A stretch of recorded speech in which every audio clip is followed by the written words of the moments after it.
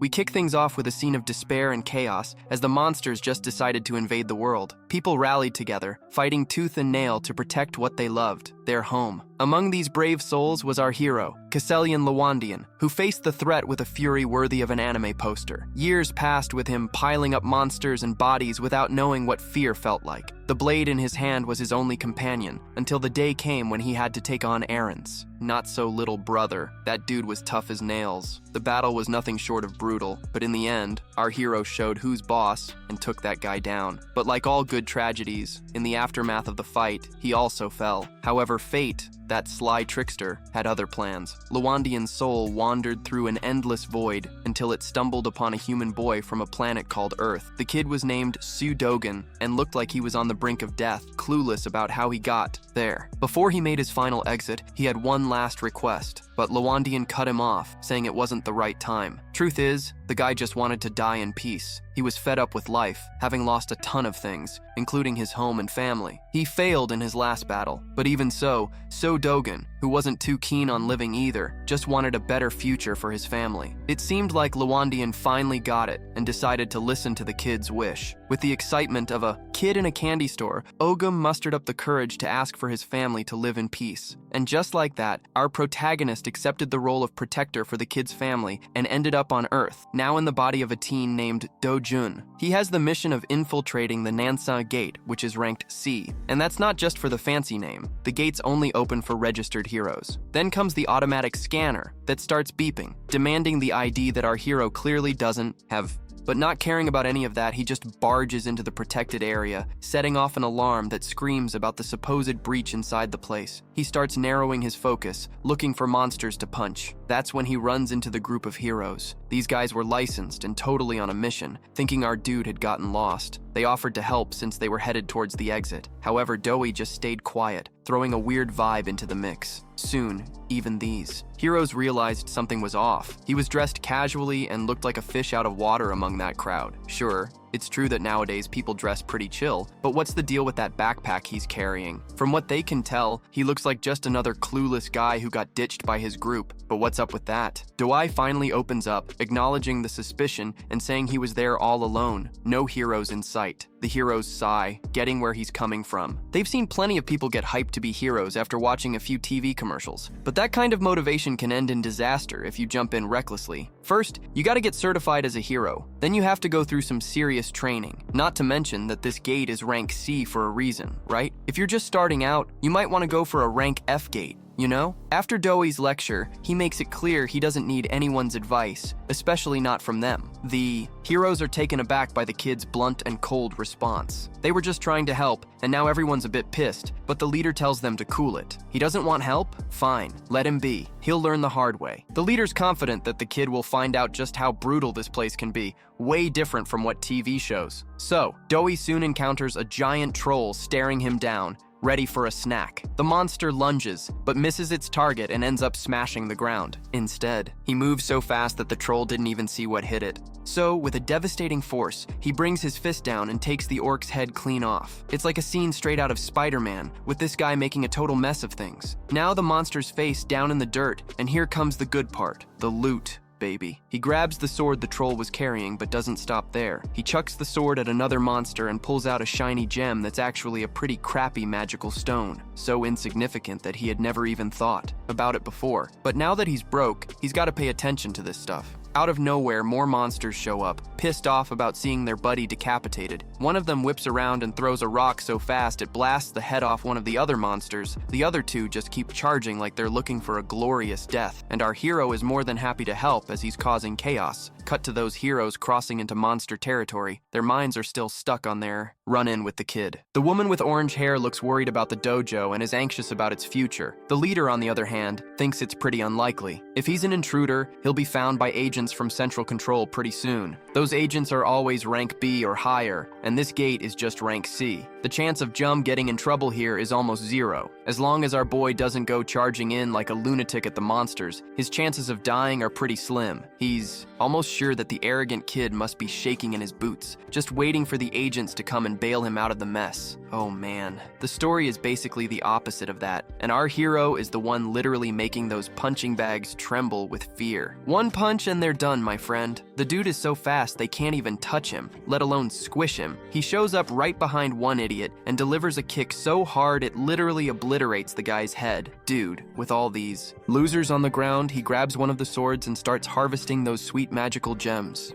After a while, he finishes packing his bag and he's all set to leave. But honestly, he's pretty disappointed with today's hunt. It's basically dead weight in his bag, all those low-level gems. Then, out of nowhere, one of the agents finally spots him and alerts his partners before our guy can fully turn around. That suited guy is already giving him a serious look. First, they explain that they're from the Gate Control Center and suggest he show them his hero registration card. If he's not registered, he's going to have to go with them to the control center. Man, our guy's not really comfortable with that, which just makes the suited guy even tenser and colder, insisting that he cooperate and follow the procedures. But the only response they get from our kid is an annoyed look plastered on his face, and all this drama is killing his vibe. But whatever, he just turns to walk away, and since words aren't doing anything, the suited guys start threatening him with handcuffs if he doesn't cooperate. Physical force could be used too if necessary. One of the more impatient guys tries to grab our boy's hand and threatens him with some pain if he doesn't cooperate. And what's worse, all the blame is going to fall on him, so it's better for everyone to settle this with words, not violence. But it looks like one of them is already fed up with this crap and grabs the poor guy's hand back. The poor suited guy feels a chill down his spine. The other two idiots whip out their magic-infused batons. Actually, they're level 4 magic staves, powerful enough to take down an orc. But those things don't have enough power to hurt our boy,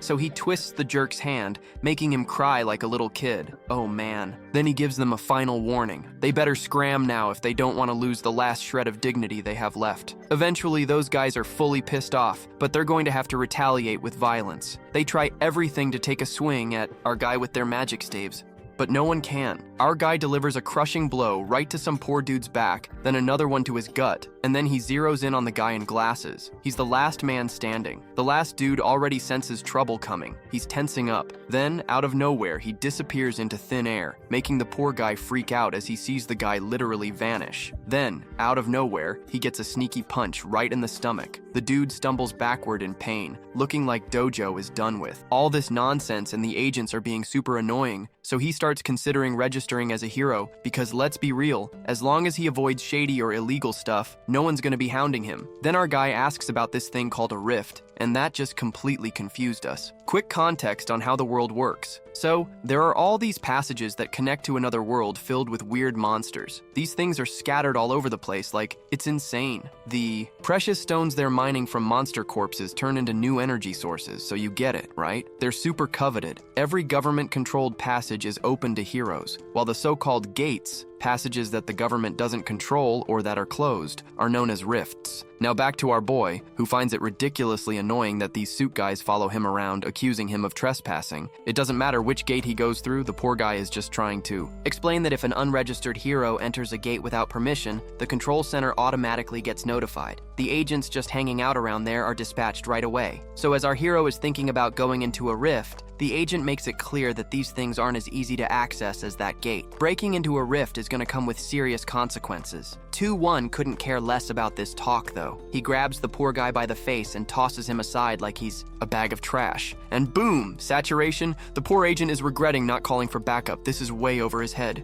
Before heading out, Does takes one last look at the downed agent, thinking about how weak this guy really is. The weakling seems to have a broken arm and is busy shouting threats, promising to get our guy and lock him up. The scene then shifts to a digital complex in Kazan, located in the Chelchon district. This giant building is now known as the Heroes Complex. This is where all transactions involving magic stones or anything at the gates take place, and these days, this place is busier than ever. Does, our guy, is heading to a shop that buys and sells magic stones. As he walks in, he's greeted by a Gen Z dude, glued to his phone, scrolling through Reels and TikTok. When Does says he wants to sell some magic stones, the store owner immediately starts talking up his business, claiming this location offers the best prices in the country. He insists they're the best in all of Brazil, you know? Does. Slaps down all the low-grade gems, caked with monster blood on the counter, making the store owner look like he just got punched in the mouth. But he doesn't say a word and keeps the transaction going. While the stones are being processed, some folks in the shop ask Does if he wants a coffee. A little while later, he's sipping coffee casually while the shop owner cleans the dirt and blood off the stones like it's just another chore. Shortly after, the guy starts calculating how much Does is going to owe. He counts 12 low-grade stones, 16 medium-grade, and 5 high and low-grade. After deducting the 40% commission that Does has to pay, it comes to about 5.5 million Korean coins. But our hero is feeling a bit uneasy. That whole 40% commission thing feels off to him. I mean, he's the one who hunted and put in the time, right? The shop owner, acting all high and mighty, thinks he's being generous for only charging 40%. He's so confident that he even offers Does to take his stones back if he's not happy with the price. After all, this is the best offer, or at least that's what this guy claims. Desperate, the shop owner grabs Dojum's hand before he can leave and demands compensation for the evaluation and the coffee he drank. But this guy wants 30,000 coins for the evaluation and another 10,000 for the coffee. As if that wasn't enough, he says the blood he had to clean ruined his entire tablecloth. Seriously, with all that, Doisum owes about 350,000. Come on, give me a break. But Dojum isn't budging on those crazy demands, no matter how much this guy insists. When the threats don't work, that guy brings in his C-class heroes who act as his bodyguards. Right then, one of the goons bursts in through the back door asking why they were called and if there's a problem. They're ready to handle it. Dojum locks eyes with the shop owner, who matches his glare with equal intensity. Then it cuts to a shot of the shop owner's terrified, sweaty face. He thought he was hot stuff, but he's shocked when Dojum takes out his 3 goons without even breaking a sweat, showing who's really in charge here. Our guy then walks up to the counter and negotiates the commission down to 1% without even batting an eye because,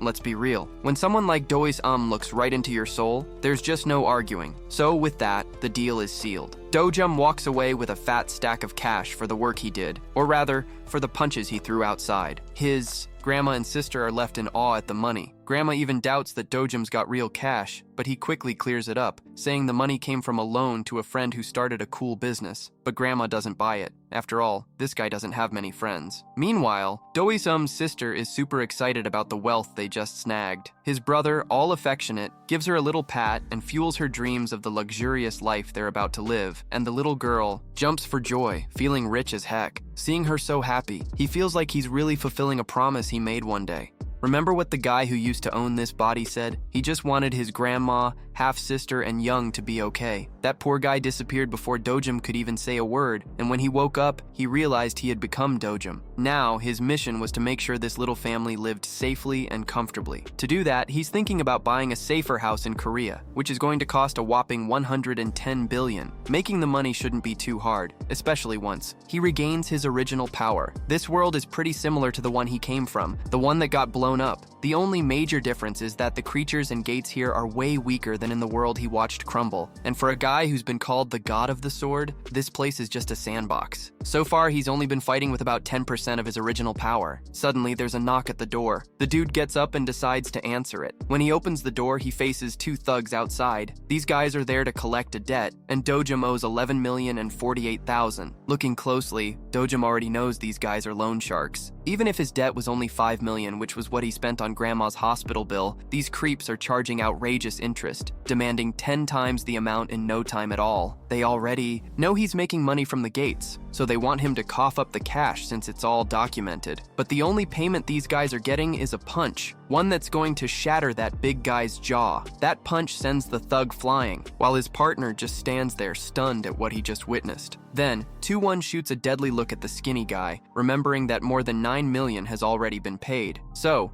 when they do the math, those losers should actually be paying him interest. With another punch, he makes the punk cry like a little dog. Yeah, 2-1 tells him to let his boss know he's coming over for a visit. The scene then cuts to a bustling mall. There, Sweet Rum Yang is all excited in a stuffed animal shop.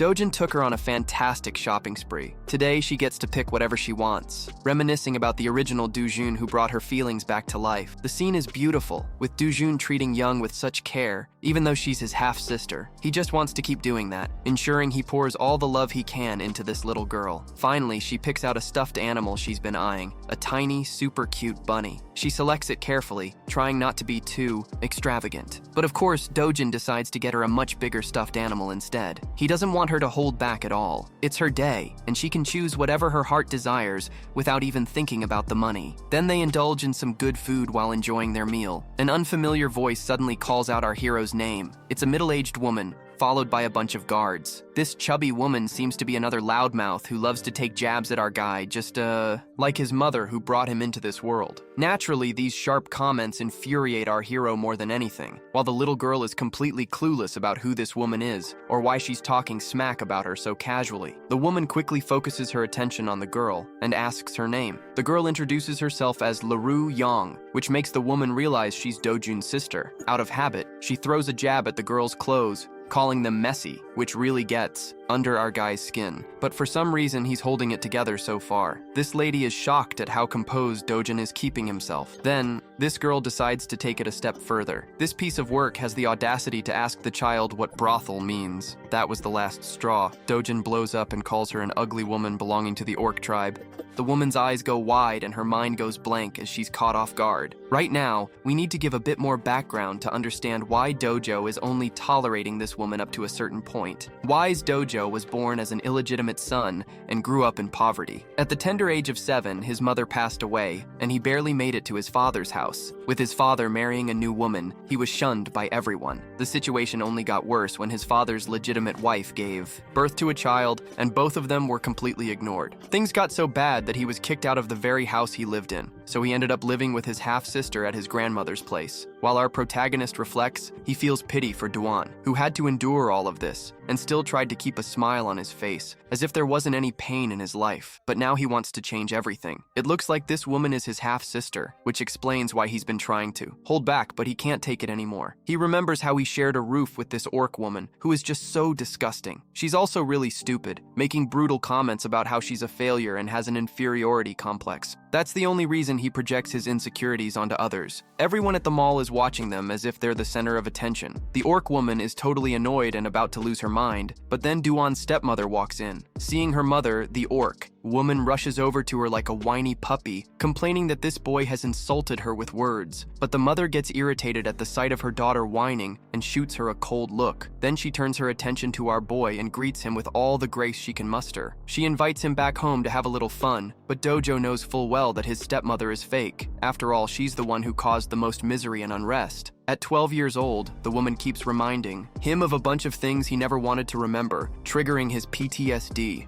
And getting into total serious mode with a tone colder than your mom's jokes, our guy just tells this woman to scram. Well, that's a slap in her dignity, getting dissed by someone younger than her. She just turns around and walks away with the last shred of dignity she has left. Seriously, she didn't expect him to come back so sharp. She's wondering if he's the same guy who would just look down when she slapped him for no reason. Her daughter follows her, with their bodyguards trailing behind, as well. The two ladies seem to think that their girls totally ruined the moment our duo was having. He wanted to make one thing clear. His dojo, which couldn't even defend itself, was history, and it was about time his trashy family recognized that. Then, we cut to a Mercedes speeding down the road. Inside the car, we see the mom and daughter. The daughter is furious, like seriously. The mom is just sitting there quiet instead of putting the dojo in its place. As she vents her frustration, mom orders her manager to explain why the dojo is still standing. Well, the guy has no idea how this dude is still alive. It doesn't match the reports. The woman screams about the nonsense this guy is spouting. How on earth could he still be alive? The poor guy swears he'll investigate this again and make sure this time he gets it done right. The trashy daughter catches on to the sinister schemes her mom has always been plotting. She gets all shaken up hearing talk of killing and dying. No. Then suddenly the mom asks her if she feels anything for 2. 1? Well, that takes the fat squirrel by surprise. Honestly, she's worried that if Grandpa or Dad find out, they'll get in deep trouble. The mom grabs her daughter by the mouth, like zero sympathy, and warns her to stay far away from her biz. This woman is dead set on taking out two without a second thought, especially after that bold move he made responding to her mom. Getting rid of him seems like the ultimate revenge. A decade ago, the world went totally chaotic with the emergence of the Rift. These terrifying dimensions unleashed worlds and monsters that came from the portal, ready to wreak havoc. The violence was relentless and ultimately tore the world apart, leaving entire cities in ruins and engulfed in flames. But as the forces of darkness emerged, so did the heroes, the brave warriors. With them came the first discovery, mana stones, rolling out from the bodies of defeated monsters. Now, the scene cuts to Dojum headed somewhere, thinking about how mana stones changed everything regarding the world's energy. Because of this, the countries decided to focus on the rifts appearing. Everyone wants priority to harvest resources. So, given the crazy state of the world, all compensation hinges on the gates and the heroes. That's why being a hero is raking in the big bucks. The only way to secure a decent paycheck is to become a real hero. 2-1 finally arrives at his destination, which is the establishment capital HCS. Upon entering the building at first glance, the boss and his goons just look like run-of-the-mill thugs, trying to scare people with their ugly mugs. But 2-1 is calm and collected, not the least bit stressed. The boss puts out his cigarette and remarks on our guy's audacity, not only for beating up the goons, but also for showing up at the door. He makes a comment about the organization, saying that it was actually 2-1 who suffered a big loss. The boss finds this ridiculous and demands an explanation from our kid. Dojum says that actually, he came to collect the compensation he deserves because, deep down, he's been through a lot of stress, both physical and mental, thanks to those guys. Then, hearing Dojum's serious words, the boss notices something's changed in the kid. It's clear he's no longer the pushover he used to be. Because of all this, the boss suspects that Dojum must have awakened something through his experiences in the Rift. Even knowing this, the guy stays arrogant, complaining that Dojum's newfound confidence is going to be his downfall. The hypocrite calls our kid excessively confident, and, to buy more time, he brings in a bunch of sour-faced thugs to intimidate. 2-1, of course. He can gather all the strength he wants, but when it comes to facing the god of the sword, those guys are just bugs. The funniest part is that the human thinks his Dojin is nothing more than a D-class hero, that his organization is gonna stomp someone as weak as that. Meanwhile, Dojin is just chilling on the couch in the background, stared at by 5 guys without even flinching. He tells the boss to sit back down. The boss is like, "Wait, what?" with a calm expression, still surprised that Dojin is still talking, and claims it's not over yet. Upon hearing this, one of the goons decides it's time to challenge Dojin in a playful way. Our guy takes off his glasses, adding to the confusion, and then, bam, he throws a Mike Tyson-level haymaker right to the guy's face. The dude gets launched from the impact, leaving his friend speechless. But it doesn't stop there because the beatdown spills over to everyone. While Dojin takes down another goon, he makes sure to point out a few things. He mentions some shady business from the boss and spills everything he knows about the fake identity scheme. After landing another hit, he tells the boss he's looking to register a hero identity so he can cash in. Dodging an attack from the last thug, Dojin hits back with triple the love and puts everyone to sleep. His special routine works 100% of the time. Dojin keeps laying down his demands. He needs an identification that won't land him in trouble. Later, the boss is in shock. Our guy remembers he's only got 1 day to forge that identity. Some of the guys didn't even get involved, which is a huge compliment, because they're the type of NPCs that would challenge even God. The boss is nearly crapping himself as he tries to gauge the level of 2-1. At least this guy seems to be B-class. And the human is so lost in thought that he happily accepts the job. Finally, our hero Dojun grabs the boss's shoulder in a polite way, but the look on his face says it all, like, "I'm here to collect you." He wants to know if his stepmother Hong Reju ordered an attack against him. Of course, that's exactly what happened, as was clear from the conversation he had with his daughter and her assistant earlier. The boss was pretty speechless, and the guy let out a desperate scream of pain. Even the henchman seemed frustrated with what was going down. The boss vents and spills his twisted strategy. This cruel Machiavellian woman literally wanted to judge his whole life based on his bank account, pushing him to the point where he saw no way out but to take his own life. After hearing the guy's laments and pleas, he questions whether that was also the reason he was locked behind the gate. The boss then plays the victim, saying he had nothing to do with it. He even reveals that he wouldn't get paid if Dojim died inside the gate. That's a pretty plausible little explanation that makes Dojum start to think. He mentions the name Kang and a Hu, which, by the way, is the name of the guy who brought him into the gate. Chuan wants to know every detail about this guy by tomorrow, so with those two demands on the table, he leaves politely. After that conversation, Dojum enters a deep state of reflection. The real Dojum had just one wish: to protect his little sister and beloved grandmother, no matter the cost. But don't worry, because the God of Swords is here to settle the scores. And guess what? The next day, our dude is officially registered. He's still stuck with a rank B classification, unlike all those other stories where the protagonist is always down and out. When he taps his card on the machine, the system recognizes him, confirming his identity, but he gets a warning that this rank is still below the tough mission he's about to face. This leaves him pretty pissed, thinking he should have done something more to secure a higher rank, even with the system warning him not to enter gates above his level. Now let's talk about the Night Isle gate. It's basically just a rank B gate, but that doesn't mean a hunter of that rank can actually survive. Heroes are always advised to stay a rank above the gate for safety. Anyway, that dungeon is rank D, so it's pretty spread out, and hunting solo is going to be tough. But the good news is, it's got tunnels, so it won't be too complicated to hunt here. But for our guy, the words risk and danger don't even exist in his vocabulary. What might happen is that he faces a swarm of monsters in tight tunnels. 2. One smiles as the first opponent, a giant snake with a creepy purple scale. For most heroes, this would send them into a total panic, but for him, it's just a good luck sign as he gears up to start the fight. Oh, and just a heads up, the snake has plenty of friends, and their tongues remind me of something out of Harlequin. They try to attack, but it's all pointless because our guy is a killing machine, ripping out and collecting mana stones. The killer Black Viper is a monster with paralysis poison that drops anyone with the slightest touch. So, 2. One launches forward, like a missile, and lands a crushing blow. Before long, he's already dismembering the creature, leaving a river of blood in his wake. With that creature down on the floor, Dojin checks his gear. The gloves he bought are holding up against the poison just fine, and they only cost 300 grand. Back to the hunt, Dojin focuses on 4 more ugly, limbless lizards, exploding their heads with brutal speed, and more blood sprays until the lizards are sent off to the great beyond. 2 of them join. The others, trying to find magic stones, ripping them from the monsters' bodies, but to their disappointment, no sign of magic stones. That's just how the world works, with those monsters having only a 3% drop rate for mana stones. So, he's going to need to hunt hundreds of these to get anything good. As he continues on his path, he runs into this old bonehead. You might think it's the boss, but Dojun has a different idea and asks the giant snake if it's the boss monster. Dojun thinks this is a good move since the big guy showed up,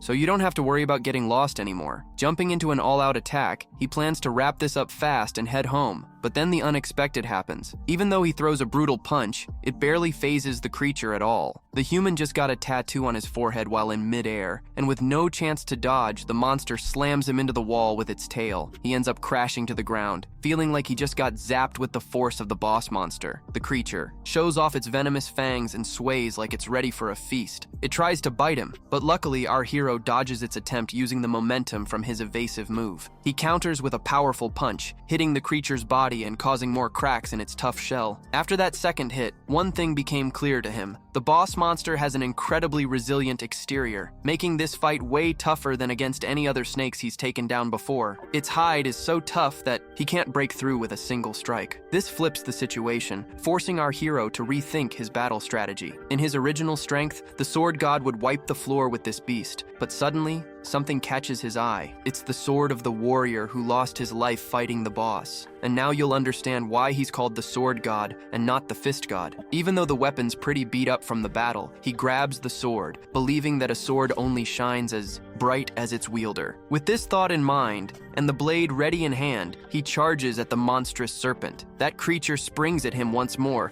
launching itself with insane speed. Our hero leaps high into the air, swinging as if the creature should feel honored he's going all out to kill it with a sword. Even though the sword's in rough shape, he gets pumped and lands so many cuts that he leaves the serpent's body emptied.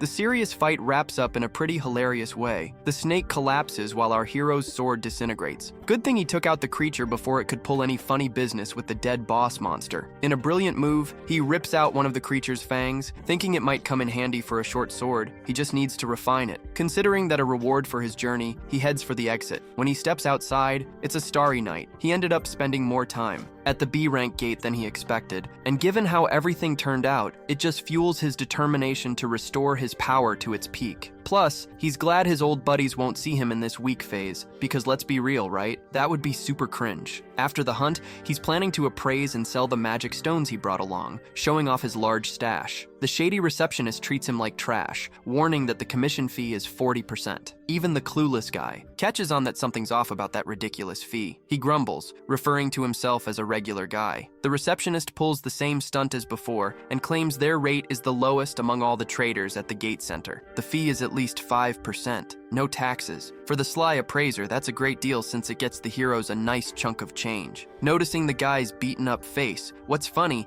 is that he still repeats the same old spiel even after getting wrecked. So, disguised human says a psycho wiped out his guards before leaving him like this. One guy thinks it's the receptionist's fault for keeping C-rank guards on deck, because let's face it, rank isn't everything. Skill counts too. The rank is actually a false representation of someone's abilities, just updated to keep up appearances. Even though the guy is dropping some valuable advice, the receptionist just wants the hero to shut up and get out already.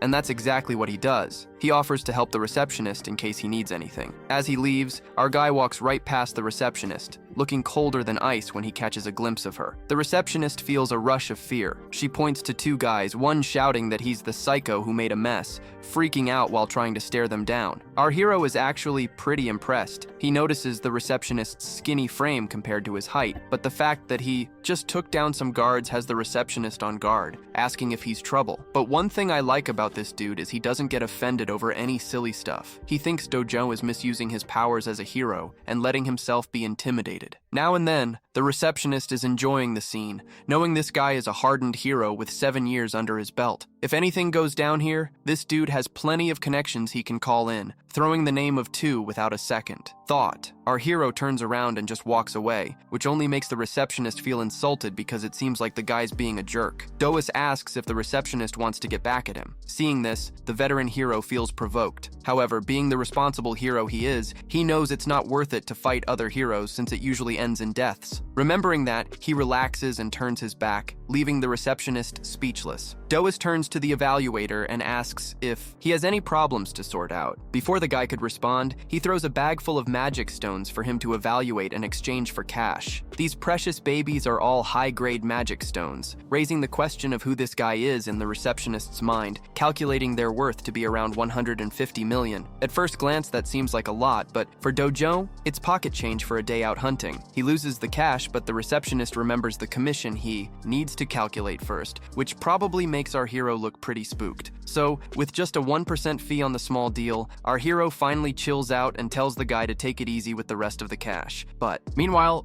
in the hilarious evaluator's mind, he's itching to smack this guy for his audacity. Speaking of which, the receptionist is already warning that he needs upper management's approval to release such a crazy bill. Without wasting any time, Juon demands that he go get that approval right now. So, the guy quickly calls his boss, whispering about everything going down. But before he can negotiate a softer deal, Juon snatches the phone from his hand and goes straight to the boss, asking him to hurry up with the cash. The boss agrees to release the money but just asks for the phone back. When Juon hands the phone back, he accidentally smashes it against the wall. Oops. My bad, bro. The employee is in agony seeing his phone broken and shattered, while Juon tells him to get the cash ready quickly since everything's good now. The receptionist complies and starts preparing several bags full of cash. In the end, the guy feels like crap for being forced into this situation. 10 minutes later, causing a fuss, the boss storms into the store angry because the employee isn't answering the phone. The funny part is the receptionist gives up and decides to embrace his firing. The boss then sees the shattered phone against the wall and immediately realizes things didn't go well. He grabs the phone and calls Juju, asking her to come quickly. Ju-young, on her part, is a young celebrity with pink-purple hair. She's so fierce that people call her Ju-young and treat her like a real star.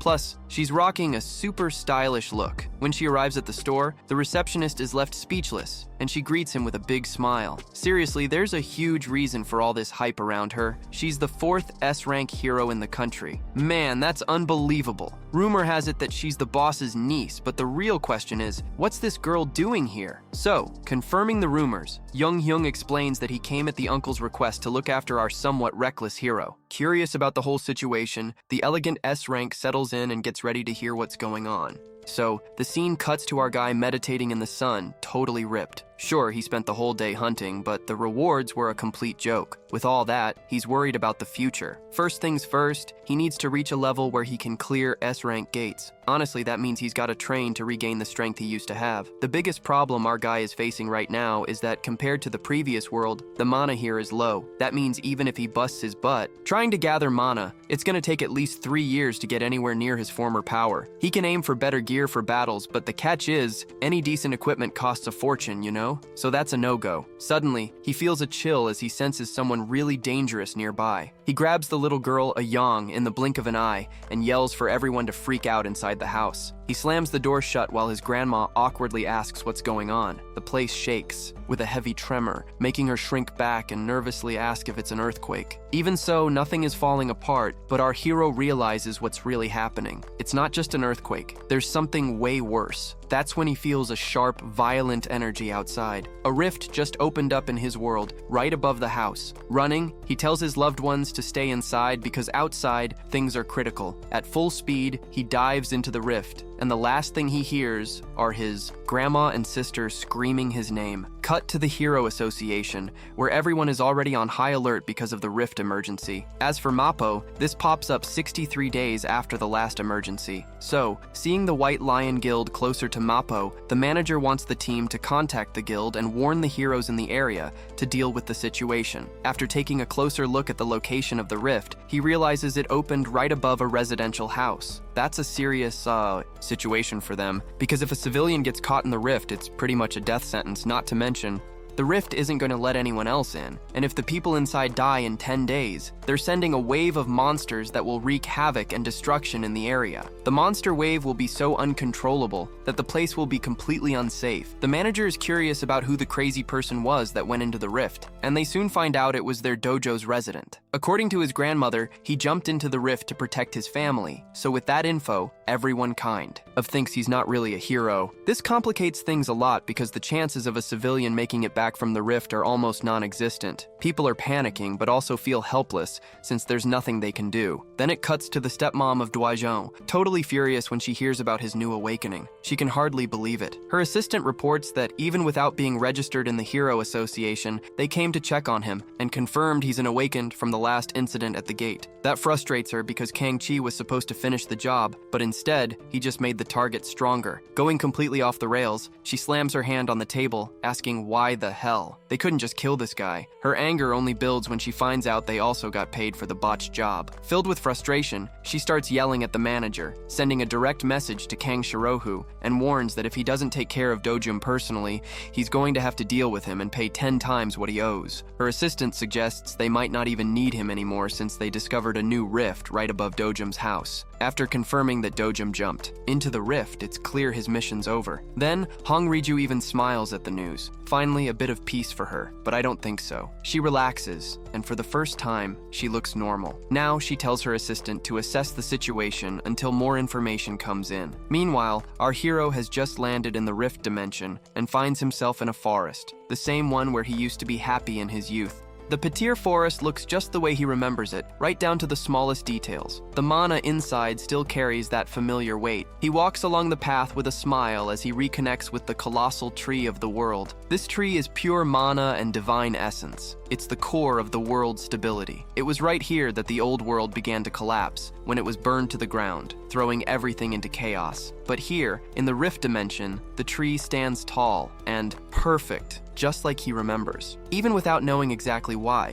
it's clear he can recover his lost mana by absorbing it from the tree. Meditating on the powerful flow of mana, our boy is getting super strong. He stays in the same position for hours, without eating or drinking, and of course taking care of his bathroom needs too. After 10 days like this, solely focused on his breathing, things start to get complicated at the end of the 10th night. These strange creatures known as Bukina come looking for him. They've shown up to burn the tree, just like before, but guess what? Our hero is here to stop that tragedy. The creatures charge at him, and the poor guy wishes he had a sword and some water to take them down. The fiery monsters roar, and the pressure rises, but our hero is so packed with mana that he doesn't need a weapon. He is the weapon, and those hands, classified as excellent, rise up against the monsters, wielding enough power to take one of them down. The second, creature is so stunned that it doesn't even know what to do. Let's break down what just happened. What he did is technically mana release. It's not quite telekinesis, it's a bursting attack that uses pure mana like a slap in the face. He hasn't done it like this in ages. He had been all drained of mana. But hold on,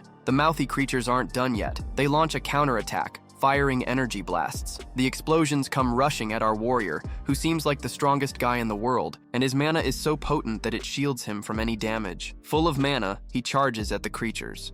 And now he's claiming he's defending the world tree, and with that, he's ready to have some fun, putting into practice what he's learned. The creatures launch another attack, but he grabs two of them and shuts their mouths. That charges up his ability, and it explodes in their mouths, resulting in roasted meat flying everywhere. The creature bodies drop, leaving behind precious magical stones. But that's just the beginning. There's a lot more to come. 2 is living the dream, grinning as he unlocks the ability called Eternal Ember. After taking down those monsters with a smile, he starts slicing through enemies, smashing them and collecting tons of mana stones. The slaughter feels like a walk in the park, and he wipes them all out at once, hitting the jackpot with how many stones he's got. Among them, he finds a shiny coin or a seed that gleams in gold. That's the Eternal Ember, right there in the palm of his hand. Now he feels like he's regaining control of his power, crushes the chip, and unleashes his flames. The way he's handling the Ember is kind of like a chill Sukuna. Normally, he should keep collecting mana from the World Tree, but he's already hit the max absorption limit. So, the alternative is to absorb the Ember, turning all his mana into fire mana, which is exactly what he's doing, unleashing a torrent of flame energy. Back in his old life, he didn't care about the Eternal Ember. He didn't think it was necessary. Now he needs to absorb all of them, and it's going to take about 10 minutes to finish. Luckily, he collected a bunch of them, and now the goal is to absorb as many as he can. The scene has caught everyone's attention. Reporters are on the scene while agents secure the area. Bang Xianggu is pissed off at the audacity of this guy who jumped into the rift way too early. This guy totally gives off vibes of being a copy of Shin Jong-gu from Solo Leveling. Our protagonist, sporting blue hair, is Kim In-ju, who even gets Dojun's moves to Ike, save his sister. But if one doesn't buy into the whole thing accusing Don Juan of being greedy and out of touch, he mentioned it would have been better if Don Juan had offed himself in a more typical way. That's when our hero realizes that if he dies in that crevice, it's gonna turn into a full-blown amusement park for monsters. The guy starts questioning these cracks popping up after the rain in places like China, Switzerland, Turkey, the UK, and Brazil. That's one of the reasons why Gilmar is stuck trying to handle so many cracks at once. This kind of phenomenon doesn't happen every day, and some countries manage to keep it together just fine. There are some guys here who are really pissed off because their situation could easily spiral into total disaster, all because of this dude. With Ongu so riled up, begging for that crack to boot the unfortunate guy out, but talking about the big purple giant. 28 days have passed since he first showed up. The identity of 2-1 is still under wraps for privacy reasons, but for now, they're just calling him the regular person. Meanwhile, the rest of the world doesn't even know who 2-1 is. The head of the money lending organization is starting to connect the dots. His assistant even confirms the report to see if his involvement is legit. Kim Myung-gi-tae is there, being the right-hand man to President Wang Shang, his obi, and he's super curious about what the chances are of Dojo making it out alive. The assistant is almost sure that the regular person has less than a 1% chance of surviving, but the mere thought of Dojo being treated like a regular guy brings a playful smile to this dude's face. Man, that's the same person. That so-called regular person literally put his men in the hospital bed. They're overestimating the skills of the only civilian who went into the crack. And now, Shang-Chi is also wanting to know what the chances are for someone to survive as an awakened individual. Even Shang-Chi admits that fighting skills aren't the same as survival skills. Seobi wants to protect Dujun's family, but not for noble reasons, you know? This greedy guy is actually thinking about selling the organs of the family members if he doesn't come back. And if he does come back, he'll blame Dujun for the debt he's taken on for taking care of them. He's the perfect embodiment of a leech. Then it cuts to the mesmerizing World Tree. Here, our boy is speeding through his training arc, his body now brimming with mana. He's so focused he doesn't even realize how much time has passed, but he's grinding away, absorbing hundreds of fire stones. This stuff boosts his fire mana to the max and lets him manipulate it however he wants. Plus, his resistance to flames has improved as a side effect. Looking back at his past self, he feels like he's surpassed his former ego. He embraces the world tree and shares a tender moment thinking, what a beauty. It's always been there for him, even back in the day, and now more than ever. That's why Dujun is super grateful for everything she's done. As for the mana stones, he fashions a little pouch out of vines to keep them all safe. With the stones collected and secured, Dujun realizes he might never see the angelic tree again, but he still hopes their paths will cross if the divine tree is ever in danger again. Because when that happens, he'll be ready to protect her with his life if it comes to that. That night, Dujun finally steps out into the outside world, feeling solid and steady. Luckily, he doesn't sense anyone around, figuring most people must think he's gone and that the monster wave is going to hit any minute. He picks up on a strong presence nearby, and deciding to investigate, he rushes toward it. A little later, he comes face to face with two Argentinian guys. One looks all pissed off, and the other seems pretty chill. Now he realizes they're probably representing the association from their outfits. That means if he gets caught, things are going to get really tense. To deal with this situation, our hero conjures up a fireball and hurls it into the air. Like a bomber, this thing blasts through the building and blows everything up, all with a bang that's gonna make some noise. Rui, if he's a goo-goo, goes into total alert mode when he hears the explosion, realizing it's fire. The two decide they're after the one responsible. There, they run into a crowd in panic. What the hell's going on here? In the middle of this chaos, our guy is just in awe of his firepower. So far, his aim has been on point, so this is gonna do wonders in the memory of his, old buddy Chusuke. He wonders if the wizard would be impressed with his current level of flames because, you know, Chusuke was known as the strongest fire wizard on the continent. They had a solid bond, right? Then suddenly the sharp senses of a dumb go off, and he starts looking at the rift, noticing it's acting weird, and right before his eyes, it vanishes into the mist. The two agents rush over to see what's happening. When they arrive, they can't believe the rift is gone, disconnected from his world. Meanwhile, our guy is on his way to the next destination, totally chill about it. By morning, the news had spread like wildfire. The rift that had been open in Mapu for a month finally disappeared. It was announced that the rift vanished 29 days after the 2-1 entered, proving that the Hero Association was completely wrong to freak out over the monster wave. Plus, they have to deal with a fire that started just as the rift disappeared at a junkyard. Now, this led most people to believe that the 2-1 is dead, with no idea of what's really going on. Our guy is there, hiding, watching everyone argue about the kid's life and death. To him, the whole rift disappearance thing is a heartbreak, man. He feels crushed that he can't talk to the World Tree anymore. Without being able to protect the World Tree, he realizes there's still one thing he can safeguard. Then, the scene cuts back to HCS, the capital, where the idiots are partying, celebrating the death of the 2-1.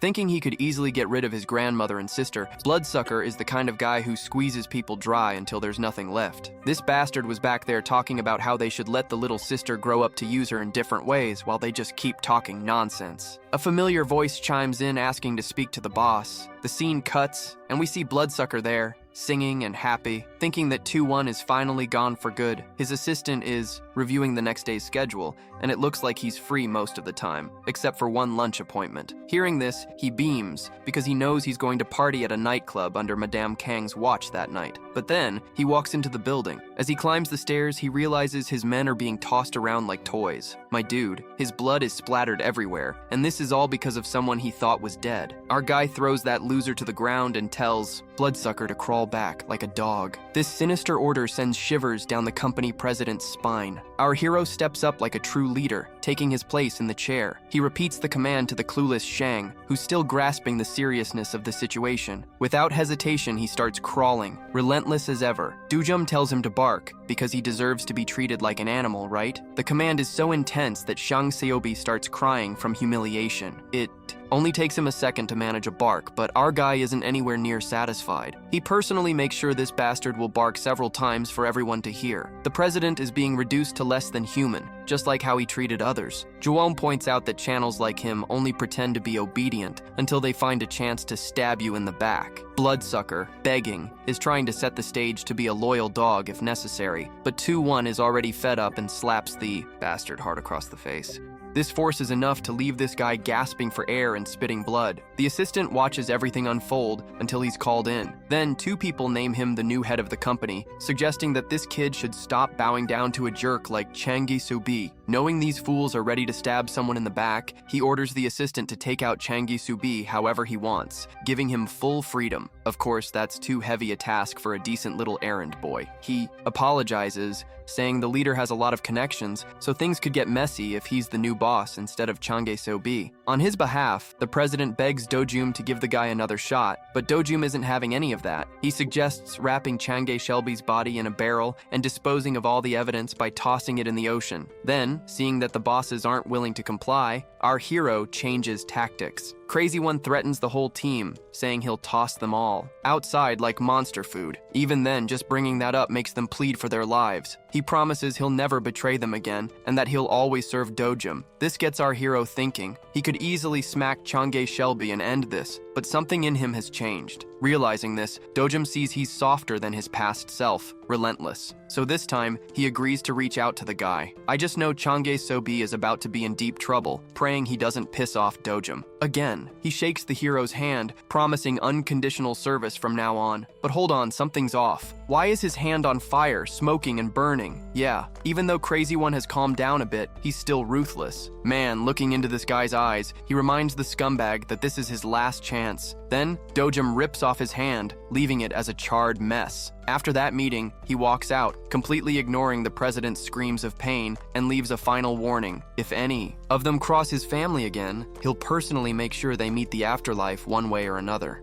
Extremely slow, now her new job is to protect the family. Officially, the guy known as her dojo disappeared like a pencil when the crack opened up. But in reality, he's just over at the McDonald's on the corner, or maybe it's a Burger King. And the government, the Hero Association, and the media, they don't really care. They just swallowed the news like yesterday's leftovers. Everyone treated the civilian who went into the crack like he was already 6 feet under. Even if he showed up claiming, he was alive, no one would buy it. That dog, under judgment Wang, is helping our guy find a new home. Dojo finally managed to get his sister a decent meal, some quality fast food, and the girl was happier than a kid at an amusement park. Now she can go to kindergarten with the other kids and enter elementary school next year. But when the topic of school came up, little Young's mood dropped like a rock. Gross! She stayed the same, like, what the hell, dude? He was in shock when his sister told him the other kids were bullying her for being an orphan. Hearing that broke Jum's big brother heart. If she doesn't want to hang out with those mean kids, then so be it. So finding out she really didn't need to go to kindergarten to get hit made Young super excited inside. Jum's already plotting a plan to get his sister into a private school. That night, Jum found out that Kim Myong had been hiding his grandma and sister in some motel while he was stuck in the crack. The little glasses-wearing jerk almost broke his back trying to apologize. Then he tried to convince Jum that the motel was part of his company, so it was safer than any other place. You know, today, Jum's too drained to deal with places, so he heads to the room and visits the grandma again.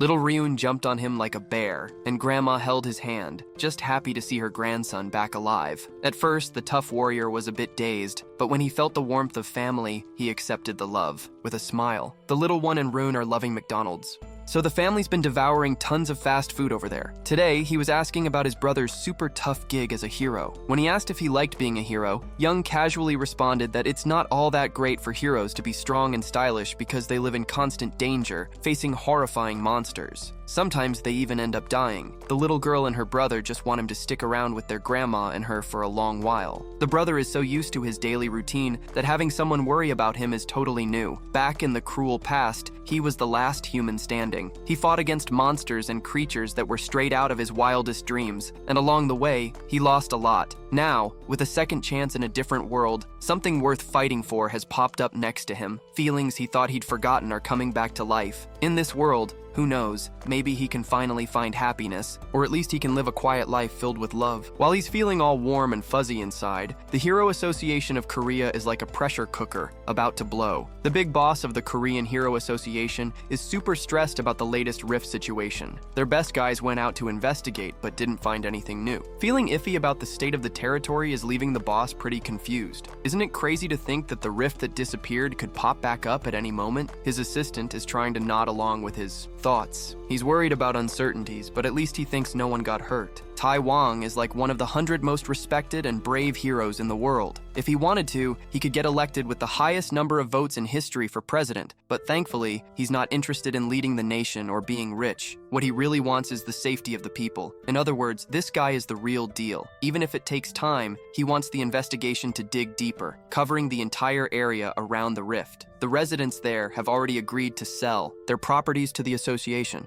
so it shouldn't be an issue. As a consolation, Tai Wang wants to offer these folks more than the market value for their homes. It's the least these guys can do after all the trouble they've caused. All the trusted sources are saying there's been a breach in several countries. The way things are going, something's definitely up. The US and China are already managing their breaches, but one country is in really bad shape, the United Kingdom. Even though the trusted heroes and veterans have been sent to clean up other breaches, people are just in shambles. The month-long mission to wipe the UK's breach off the map has finally fallen apart. It's a humiliating defeat. The breach wave in the UK officially kicked off in the city. Its people continue living their everyday lives like nothing is happening. Amid the chaos, there's your dojo, blending in with the crowd. Today, they're heading to their favorite store in the Heroes Complex. As they enter the store, the guy at the counter instinctively greets them, but chokes on his words when he sees our hero's face. The dude practically froze in fear. But guess what? The manager is in the store today, so he won't have to deal with this sadistic customer alone. Phew!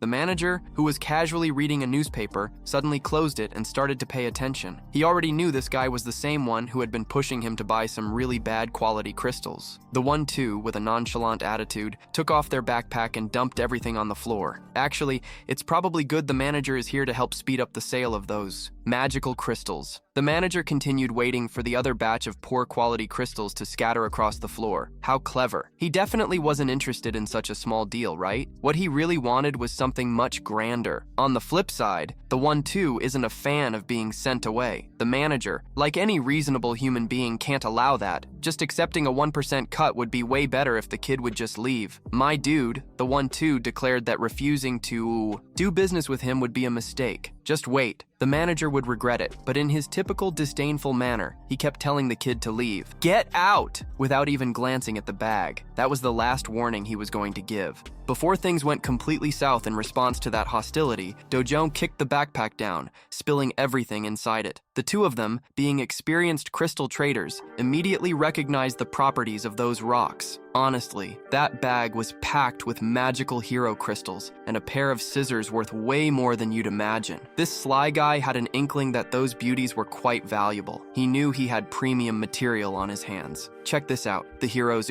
magical crystal was used by a notorious Mexican drug dealer named Cozumar. One night, an accident in a lab changed his life and the world's perspective on those tiny stones. The magical crystal made Cozumar awaken as a hero. Just think about it, right? Since then, that stone has become invaluable for anyone looking to awaken, be a hero, and improve their mana. A source of energy this rare is considered top tier, you know? But man, to show his power, Dojong told the idiots to pack up their stuff so he could bounce. Then, suddenly, the manager completely changed his tune. He even took our hero to a VIP area and offered him some drinks while the cashier polished the crystals. He was getting kicked out, yet here he was, glamorously sipping a cold drink. His demand was now 0.5% of the total. Damn, it was already low, and now it got worse. But he kept saying that respect is important. Seriously, bro. In that way, the manager showed some real excitement. One guy literally threatened to cancel the whole thing. So, in past negotiations, he had accepted 1%, and now it's like, screw it, now it's 0.5%. At that point, the manager, feeling down, bowed his head and made the most sincere apology he could muster. But one guy was already fed up with those empty apologies. At the counter, the cashier was cursing Dojong, thinking he was a rude idiot. Realizing that his pitch didn't convince the young guy to make a bigger offer, the manager decided to put on a show and give a long lecture about the crystal markets and pricing, but one guy didn't have time to listen to that, blah blah blah. He stood up and made the manager panic, feeling like he was about to lose the best deal of his life. I was trying to escape. The manager offered 9%, but it didn't work. He started lowering it to 8. It was that tough chess game, you know? The negotiation game, and it went from 8 to 7. then from 7 to 6, and finally down to 5%. The thing is, at that rate, the guy's shop wouldn't make any profit. While the manager was panicking, your boy jumped in and he grudgingly agreed to settle for 1% out of respect for the past. Inside, the manager wanted to scream and curse this extortion. He just couldn't let the product slip away. The next words from your boy almost made the manager lose it. On top of what he brought today, he still had 7 more bags of those priceless crystals. So, what happened? The contract was quickly drafted and signed. A few minutes later, the 67 billion deal was all wrapped up, and the money dropped fast into our hero's account. Damn, at this rate, that 110 billion gold didn't seem so far off. The big issue was that getting more high-grade magic crystals through normal channels was a huge waste of time. If he could find a way to travel through the rift zones without breaks, he'd be raking in treasures like crazy. While he was looking at his phone, suddenly a government message was sent out to everyone in the country. Dude, they finally announced the outbreak wave from the southern region of the kingdom to the public. Everyone already knew things were about to go sideways. In the meantime, everyone was banned from traveling there. What a drag, right? After reading about that crazy real-world problem, the Dojin totally lost the urge to keep paying attention to the store manager. Back in the day, no matter where he was, he probably would have jumped right into the action to try and seal the rift himself. But he's not that guy anymore. Now he has some more rewarding things to take care of. That night, dinner was on the Dojin, and they were ready to grab some meat. Little Uni was drooling watching that marbled pork and beef sizzle on the grill, and wouldn't stop coming back for more. Meat and its juicy sides on the table. Grandma, worried about not blowing the budget, slowed down and asked Nito if everything was okay. After all, it cost 250,000 for every 100 grams. Dude, that's pretty pricey, man. But Doju immediately brushed her worries aside. After a good haul on the crystals, they could eat as much as they wanted without it hurting their wallets. The first bite made Uni fall in love with that insanely luxurious meat. It was simply unreal. Doju kept throwing more meat on the grill while Grandma watched, looking a bit anxious. I mean, there was more fresh rib, pork loin, sirloin, and flap meat coming to the table, and it was total chaos. At this rate, the amount was just ridiculous. How were the 2.5 of them going to handle all that food? But Grandma had no idea about a main character's appetite. To ease Grandma's mind, Uni convinced her to try the fancy meat, and since she couldn't say no, Grandma gave in. 1 bite of that. Luxurious meat sent all her worries flying out the window. After that, the happy family enjoyed their extravagant dinner, filled with laughter and little trinkets. Mr. Dojun, noticing a stylish young woman who had just walked into the restaurant, saw the customers' necks nearly snapping as she passed by. The woman headed straight for Mr. Dojun, grabbing his attention. She just wanted to chat with him, nothing more. Before she could explain what was up, Dojun woke up, annoyed that she interrupted the family vibe. If she wanted to say anything, she'd have to come back when the fancy meal was over. A guy named Jang Young pulled out a business card, thinking her name would change the vibe, but to her dismay, Dojun just kept grilling and devouring everything. That's how the renowned S-rank hunter swallowed her pride and patiently waited in the waiting area. Like a star sitting among ordinary folks, it was clear she would be the center of attention. Men and women were looking on excitedly at the woman who embodied pure heroism. She wasn't just ranked 4th among the national S-class heroes, many would even place her among the 10 most beautiful women in the world. Everyone there was thinking the same thing. What the hell is taking R1 so long? She was ignoring the chaos around her, recalling previous intentions. As far as she knew, her Dujun had entered the gate 2 months ago and came back alive from the ordeal, and now he was suspected of having awakened. He had been presumed dead in the map fisher incident, but there he was, alive and having dinner with his family, and he seemed to be doing pretty well financially, right? Besides all the nonsensical dramas, a sharp look from the kid put her on high alert. A guy who just awakened couldn't possibly be rank S in under 2 months, could he? Even the oil magnate who shoved cash into magic stones took around 5 months. Rationalizing, what was Dujun thinking about Jung? He must have some hidden special ability. Finally, Dujun, Grandma, and little Uni filled their bellies and became a bit happier. Near the exit, Jung decided to approach to have a chat with the mysterious young man, but just as she was about to say something, a group stormed into the restaurant with an air of superiority. Dujun's eyes sharpened like a knife at the sight of the man who had arrived. That damn guy with a smug face. He never expected to see Seok Dujun alive and well after the whole deadly gate incident. client. It was none other than the lunatic Kang Chiu. The guy seemed to enjoy Dojun's presence, almost like a cockroach. He even recognized the binder with just a glance. In the middle of the restaurant, the tension rose and silence fell over the place. Dojun decided to ignore the jerk's shallow insults and called for Jurian. Well, Chiu was taken aback seeing a rank S hero chatting with a cockroach. Dojun asked her to take care of the family for a bit. He just wanted her to call a taxi for them to go home. It would be much more convenient if he was out of the way while he went to collect an overdue debt from a stray.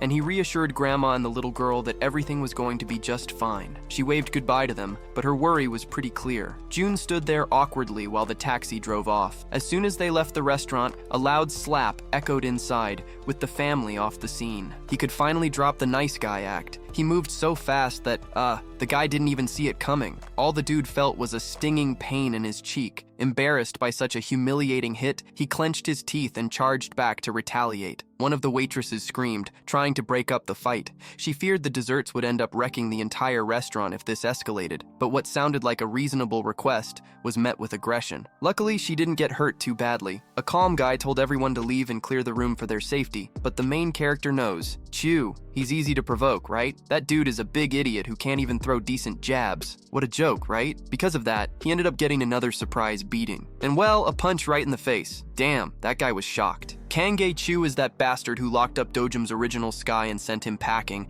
even without being directly offended. Our hero harbors a deep hatred for that guy and is itching to have a word. Ju, or the goblin-faced henchman, was mocking the wicked stepmother of Dojum and all that drama. So Dojum realized getting info from that idiot would be a piece of cake and quickly grabbed his phone. He hit the record button. A clear recording of the confession would make his life a lot easier, but once again Chu messed up by being distant. He clenched his fist, cursing Dojum's mother, and attacked with rage. He was dead set on taking that guy down once and for all, claiming he was going to kill Dojum for good. But poor Chu, his attacks were way too crude, and they couldn't match Dojum's smarts. So Dojum took the punch like it was hitting a bouncy wall and sent his fist back. It's crazy. Kang Chi had never experienced anything like this. So normally he'd use brute force to steamroll anyone in his way, but now he was up against someone way out of his league with that pea-sized brain of his. Suddenly he was thrown to the ground. Dojin followed through with the motion like a hunter playing with his prey. The punches that shattered Shingu's skull echoed throughout the restaurant, while the terrified waitress tried to call the cops. But before she could finish, a delicate hand snatched the phone from her. Then, with a bright smile, Yung held her and said everything was under control, and she didn't need to call the police. The girl felt relieved seeing someone who seemed to know what to do. In the meantime, the punches and slaps kept raining down on Kang, who didn't even have a chance to catch his breath, let alone scream. From what Ji could see, this guy was a B-rank hero. Not many could take him down this easily. Given that beating, Dojin could be considered A-rank, but just looking at the fight, it was clear. It was way out of balance. Without a doubt, before things got out of hand, Ji asked Dojin to ease up a little. She just wanted to make sure Kang wasn't going to die there. So, Dojin decided to listen and tossed the limp goblin's body onto the floor, wiping his hands as if nothing had happened. Seeing that there was some drama between them, Ji asked the young man what he knew about Shu. While Dojin might not have the full story, he knew enough about the bastard to want revenge. Ji warned him that Kang Shu was connected to this Kang Hyang, a rank S hero. Dojin knew that and didn't care much. He'd never seen anything so crazy and reckless. The guy puts himself in danger and doesn't even bat an eye at a rank S. Jong explained that Hank Pio really looks out for his lazy cousin and that this restaurant incident was going to piss off a rank S. And when that happens, it's going to get bloody. Doggy in her concerns. Seriously, this guy is the last person who'd fear a rank S. He was more worried about how much Junjun knows about his life than anything else, especially after he just took down the goblin.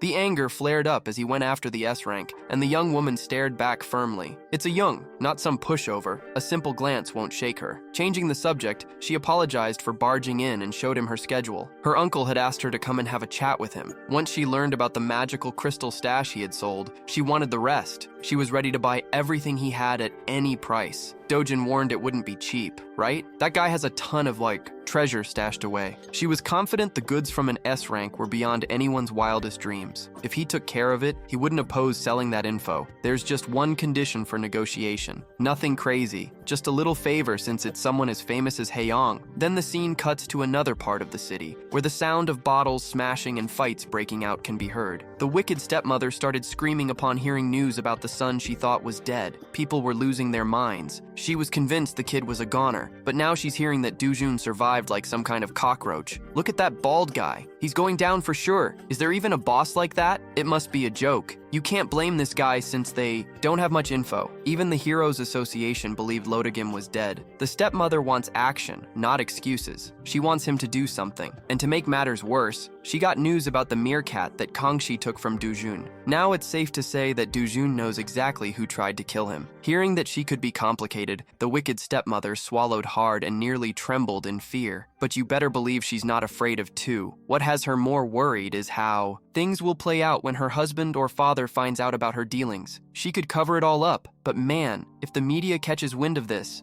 the group's stocks will plummet like a rock. So she's already had her people intercept the media without wasting a moment. If they slip up, Group T and Group W will cut all deals and promotions right away. And first of all, the police should be in her pocket too. So with that, the folks at the evil stepmoms got everything under control. Knowing the crew has some skills took a load off their shoulders. At least the bald director hanging around whispered that no matter how hard they tried, what they were doing wasn't really solving the issue. So, with that in mind, the bald guy might have a plan to end this headache, and it involves bringing in cousin Kang Shi-wo, the infamous Kang Young-pyo. That evil stepmom knows exactly who Hank S is, a total bum in the hero world, but everyone knows he's the next powerful cousin. Honestly, Shiryu is just a punk doing all kinds of dirty work for his cousin. They're both pretty nuts. If Shiryu gets caught by the cops, the media will blow up. The superhero situation is about to get messy, and really, she's already taken steps to handle this PR disaster. That evil stepmom decided it was time to act. She wanted to meet with Kang and a little fella ASAP, and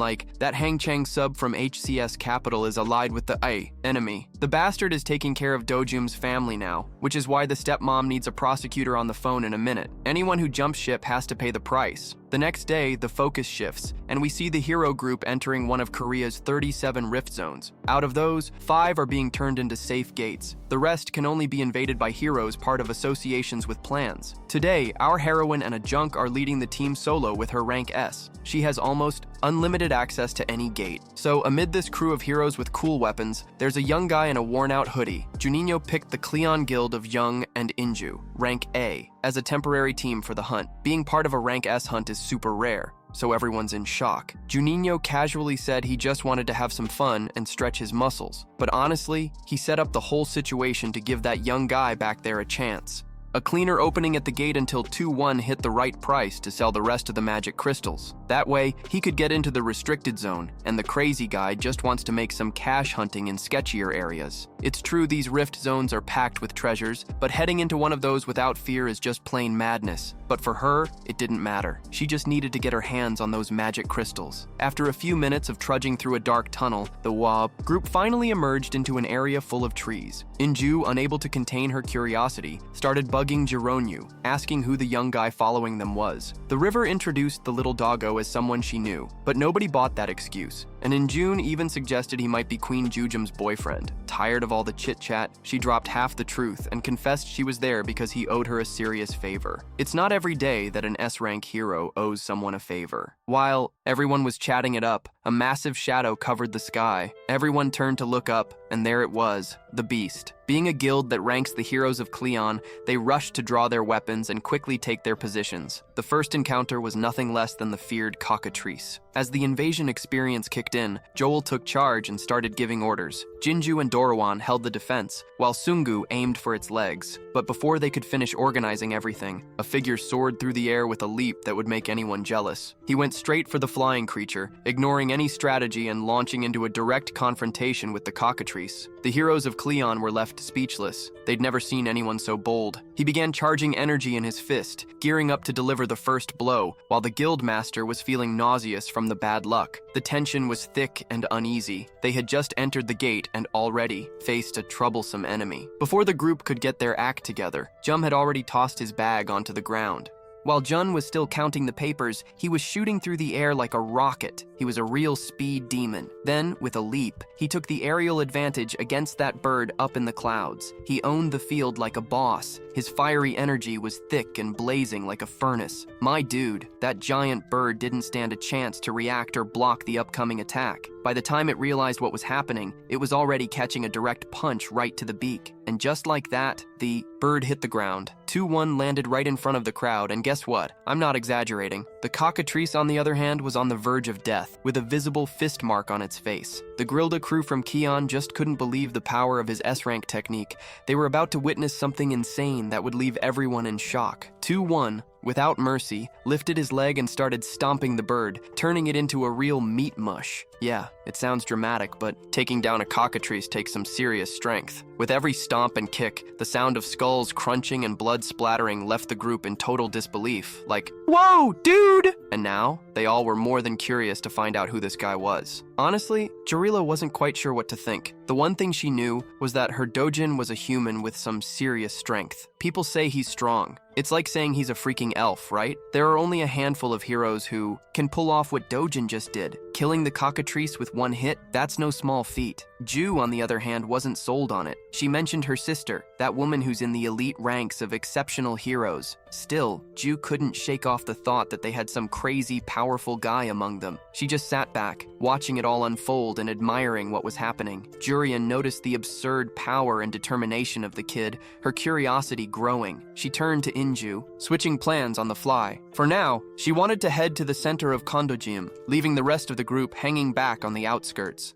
Juninho carefully approached the young guy who was already chipping away at the cockatrice's body to grab the loot before it could say anything. He quickly warned that he wasn't sharing the spoils with anyone who didn't help take it down. Luckily, Jium didn't care about the magic crystals. She just wanted to suggest he dive deeper into the gate, to a creepier spot that was more his style, if you catch my drift. So, with a grin, he jumped at the chance to hunt and loot more. Jium knows her way around the light in this gate, so she's clearly taking the lead. Dojin just needs to stick close to her so he doesn't get lost. Without a word, she took off like a shot, making a sound like thunder. Dojin just watched calmly as her figure disappeared into the horizon. After slinging his backpack over his shoulder, he got ready to sprint, charging up his muscles. With a quick step, he unleashed a kick that was like an explosion, almost sending the Cleon Guild heroes flying. This guy moves like a bullet. He's running like he's the very light itself, man! So, leaving everyone in the dust, those two monsters had the other heroes turning to their leader, asking for a new plan. Of course, trying to keep up with those two is impossible. Today, it's time to accept they're just helpers and small fries, but still, there are plenty of monsters to hunt in this gate. Out in the real world, people praise them as powerful rank A heroes, but in front of this guy or a true rank S, they don't even deserve to be remembered. Jurian is the dude who's putting the whole Cleon Guild to shame. Speaking of those two, their sprint through the forest is on fire. While keeping a frantic pace, Jurian was always checking to see if Dojin was right there with her. Not seeing any sign of him, she started to ease off, thinking maybe she'd overdone it a bit. Then, out of nowhere, Dojin appeared beside her, asking if they could pick up the pace a bit more. Jurian's focus shattered and almost made her trip. Dude, she was shocked. She'd never heard of that before. Is there someone who can keep up with her in a race? This girl is in the top 2 in the country.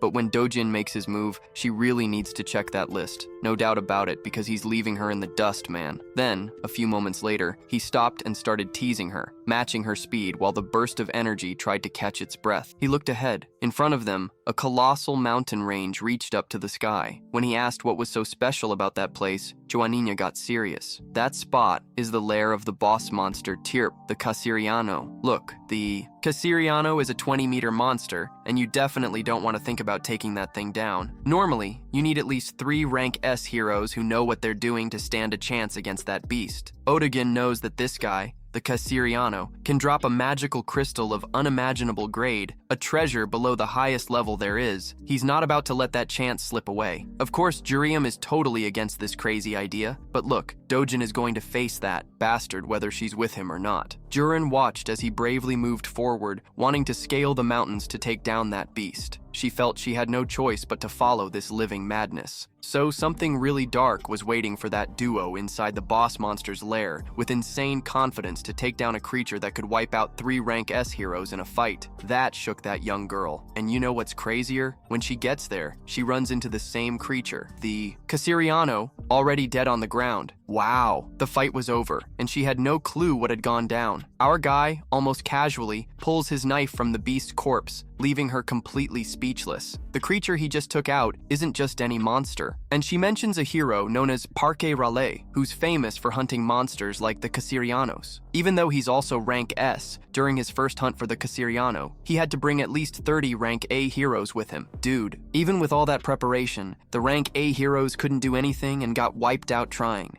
Rayleigh Park, the survivor who lived to tell the tale, clung to life until the very last second of his battle with the boss. Then, in the next match, he decided to go after revenge against the same monster, but this time he was backed by a rank S and 100 rank A heroes. At this point, he was practically a small fish in a big pond. The fight was brutal. The guys unleashed a hail of attacks to pierce the creature's wings and ground it. The Cassirian from back then was overwhelmed by a storm of assaults coming from the heroes. What happened in that fight with the Cassirian was that he ended up being defeated, but only a handful of heroes made it out alive. The rest were slaughtered by the beast's own fury. The damage was so severe that Rayleigh's guild, Weed Life, still hasn't recovered, 3 years after the incident. And so, this one seemingly ordinary guy took down the same Cassirian monster without breaking a sweat. You know what's even funnier? With that intense stare, he made a comment that really annoyed the young girl. She wouldn't score any precious loot just by fighting the air. Man, that comment might have rattled her, but suddenly she was more focused on the ridiculous strength of the guy in front of her. If she hadn't seen the battle herself, she wouldn't have believed it. That terrifying Cassirian was taken down and obliterated in a single blow by one man. Meanwhile, our boy Dojim successfully harvested the incredible magic stone from the creature's body. He looks at 2 others, one of whom is starting to realize he doesn't need command anymore, so from here on out he's going strong, all alone. And this request is without taking a single one of the dragon's valuable items,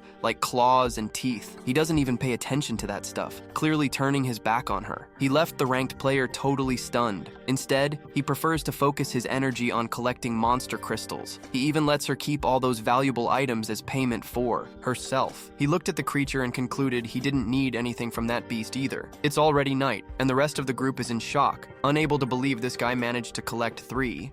They've got all kinds of magic stones. Wow, it's just unbelievable. Even for their guild ranks, pulling this off would take at least 20 hours of work, and with the quality of these items, they wouldn't even manage it in 3 days, let alone in 20 hours. This raises questions about that guy's identity, and everyone's focusing on Juri, the one who brought him in, and she seems just as confused as they are. So, going by her word, the ranking master doesn't get how Dojin managed to take down the Cassirian without any gear. With this one achievement, he's at the top of the hero charts in Korea. That kind of power is unmatched. They say our guy is made of different stuff. My brother even thinks a ranker believes he might be the strongest in the whole world at this level. Wow, that really shocks her. Speaking of Jum, he comes back exhausted with more bags. In just 1 day of hunting, he's already collected so much stuff. By now, the group is starting to think no one will believe them unless they tell the world. Jum's divine power is just too insane to wrap your head around. And speaking of that, they've got a clear heads up not to spill anything about what happened out there today. In the end, everyone agrees. Because honestly, no one would believe it anyway, right? Nope. The beautiful rank S gets close to our guy and starts chatting him up. From a distance, it looks like they're flirting. But wow, that's just the group trying to convince themselves that this is the start of a romance. They even think he's the only guy in the world who seems like the perfect match for Jun Yun, considering his colossal prowess. The guild master quickly realizes that these two aren't an ideal couple, and it actually looks like they're arguing by the expressions on their faces. She can't believe this guy actually exists. I mean, picture someone overlooked, a river among all these people, and the craziest part, he just shows up, hands over a bag, and slips away without saying a word. That leaves the guild master even more surprised about the state of the backpacks and what he collected. Joran backs up his own words. It seems like Dojin's scared of becoming a celebrity overnight. If the world finds out he destroyed the Cassirian with this, it's going to be a huge headache for him. Blaming her left both of them speechless. But guess what? The irony is that the law of attraction becomes real, and Ryam got curious to learn more about this mysterious young guy. This girl is totally in love. Switching gears, let's take a look at the famous S rank mentioned earlier. The loser's in beast mode right now, going hard on his punching bag. His assistant is jaw-dropped by the training, because it looks like he's about to explode from rage. As mentioned, he's the guildmaster of Sweet Life. The assistant tries to calm him down, reminding him that a bit of endurance will serve him well in these tough times. Even the guildmaster agrees that those who underestimated him are gonna feel his wrath. Soon enough, the day will come when everyone admires his strength as the most powerful guildmaster. In full fan mode, the assistant keeps talking about how House is annihilating Casterians, and what sets him apart from the rest is that he's willing to go so far as to say his name will be in the history books as the hero who defeated the Casterian with the smallest group. Wow, they're gonna know about our hero. The funny thing is that this title will never be taken from Dojinho by anyone unless Albert Einstein rises from the grave to perform a miracle. My dude, the guildmaster shares all the excitement with his assistant, going on and on about his own achievements. Meanwhile, his guild has faced major losses compared to what it was 3 years ago, yet the only thing that makes him smile is knowing he's the one who can take down the Caesarian, a fact backed by his one-eyed servant. Changing the subject, the scene shifts to Kang's office with a jeep reading a report about Dojun's wild night with Chiu and how he wiped out his cousin. Chi-Um's plan was straightforward, trap the guy forever, but instead, there was an unexpected twist that sparked something completely different. Things get even crazier when our hero finds out he's been hired to take down Dojun, who's the executive director of the NGO. And Ju is one of the richest guys in Korea. Man, it doesn't make any sense for him to decide to shoot someone in front of Yoon Pyu. Then Yoon Pyu realizes that Dojin is actually his stepson. As crazy as it sounds, the kid was taken in by the family when he was 7, but got kicked out when their biological son was born in June. Yoon Pyu laughs, saying that no amount of money can deal with that kind of rejection. While they're talking about the cash for the mission, our hero learns that the payment for the assassination job is a measly 3 billion, which to him is pocket change. But the wildest part is that Chiu is barely hanging on in his fight against Dojun, covered in burns and bruises. Even worse, his condition is so critical that he's gone blind and will be disabled for life. This just makes Dojin's tactics even more brutal, making Yoon Pyu recognize how ruthless he really is. Still, Yoon Pyu thinks it's messed up and finds it entertaining to imagine mutilating X by crushing his skull. If people thought this guy was the most hardcore, even more than his cousin, it's now clear that he's even worse. During discussions about the battle, they mentioned that Jun Ryu also made an appearance and helped Dojin out. For some reason, Yoon Pyu gets nervous and goes to investigate the situation. He doesn't get what Jun Ryu and Dojin are up to, and unfortunately, even his assistant knows nothing about their intentions because everything was kept under wraps. You're kidding. Yoon Pyu grabs his servant and starts shouting at him. He needs to find out what's going on in this relationship. He's thinking, they might have made some kind of deal, you know? The assistant, totally shaken by Yoon Pyu's reaction, runs off to find out more, while Yoon Pyu is just pure rage, smashing everything around him. He's a bundle of nerves, scared that Ryu Jun's men are going to come after him to finish what his cousin messed up. But he's more than happy to take the burden off her. After all, she's loaded. This girl is practically on the same level as Thomas Andre from Solo 11. So for him, it's all profit. Meanwhile, we cut to Doginho. He's heading home after everything that went down today. He thinks it might have been better to stay in the crack than at the gate, but here's where it gets tricky. He needs to keep things on the down low with Ju. He remembers their talk when she said people would start asking questions about who the guy is that killed Casiriano. Dropping that info would be a disaster. So for now, her plan is to keep everything under wraps, and if he wants to be famous, she'll take care of releasing the scoop to the media at the right moment. He should toss her anything valuable he has, but that also means he's got to find another way to get into those cracks, because trusting Julio is a recipe for disaster. Still, the night should be nice, since he'll be chilling in a swanky house that Shang Subi sorted for him. But when he gets there, he's greeted by a pile of shoes at the door, which means there are some unwanted guests around. Stepping into the living room, he sees a bunch of guys in suits, and his boss chatting with family members. One dude looks like he's more miserable than some character from Jujutsu, just staring at Dongi like a hawk, you know? Then Hyung Neong rushes in, all smiles to greet her brother. Meanwhile, Dojun is just standing there, totally lost in all this nonsense. Prosecutor Park Sang-hyung makes a dramatic entrance, immediately tying Dojin to Chang Shub, putting our boy under some serious pressure just because he got mixed up with that loan shark gang, the corrupt bastard. And here comes Dojin, being calmly escorted to this emergency holding cell because of Wang Shang Subi's scheme. He gets called in and sits down in an empty interrogation room. From behind the door, he hears a pompous voice on the phone. The prosecutor who arrested him assures that both Wang Xiang and Chu Do-jun are behaving themselves. Before hanging up, the prosecutor thanks him for taking care of his daughter's studies abroad. Then, he makes the mistake of dropping the name of Director ONG.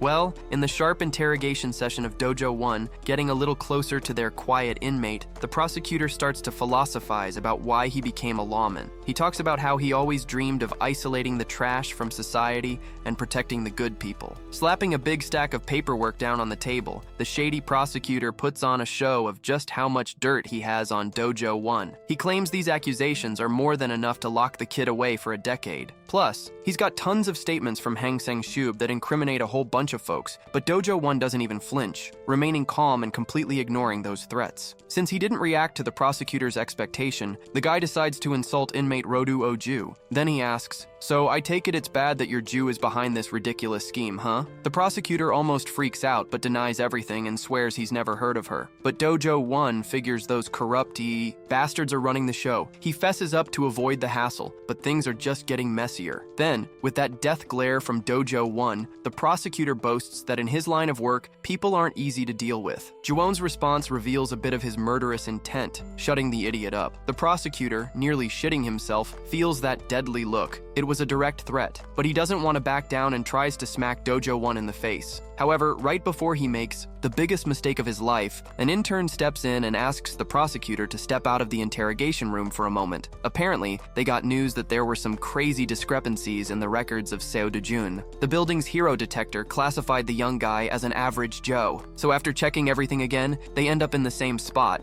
Like, how is that even possible with all the trouble Do-jun has caused? Maybe they were wrong to label the kid as awakened. From the jump, the prosecutor got all that information from the defendant Jews Group T, so in theory, it should all be reliable. Now, Do-jun has become an unsolvable puzzle. So how can they charge someone they consider normal in situations like these superhumans? Earlier, our hero June was giving the prosecutor a hard time, thinking the guy was a total loser, just really incompetent. If he wanted to, he could have just busted out those damn handcuffs and wrecked everything in sight. And the consequences? Oh, he could always grab his grandma and take her to a much safer place like a bunker, you know? Maybe even out of the country, man. But just before he decided to go all crazy with violence, Hung Jun, all sharp in his suit and tie, walked into the interrogation room. Looks like she was aware of the injustice going on and came by to check it out. When they asked him why he got caught, Jun was straight up honest, saying he had no clue why. Luckily, Ju Ryu advised him not to act rashly. She's definitely the only one who really knows what this guy is capable of. Things are tense, but using force now would only make everything worse. Ju Ryu didn't wake up today wanting to mess with the legal system, but she's certain Do-jun is innocent of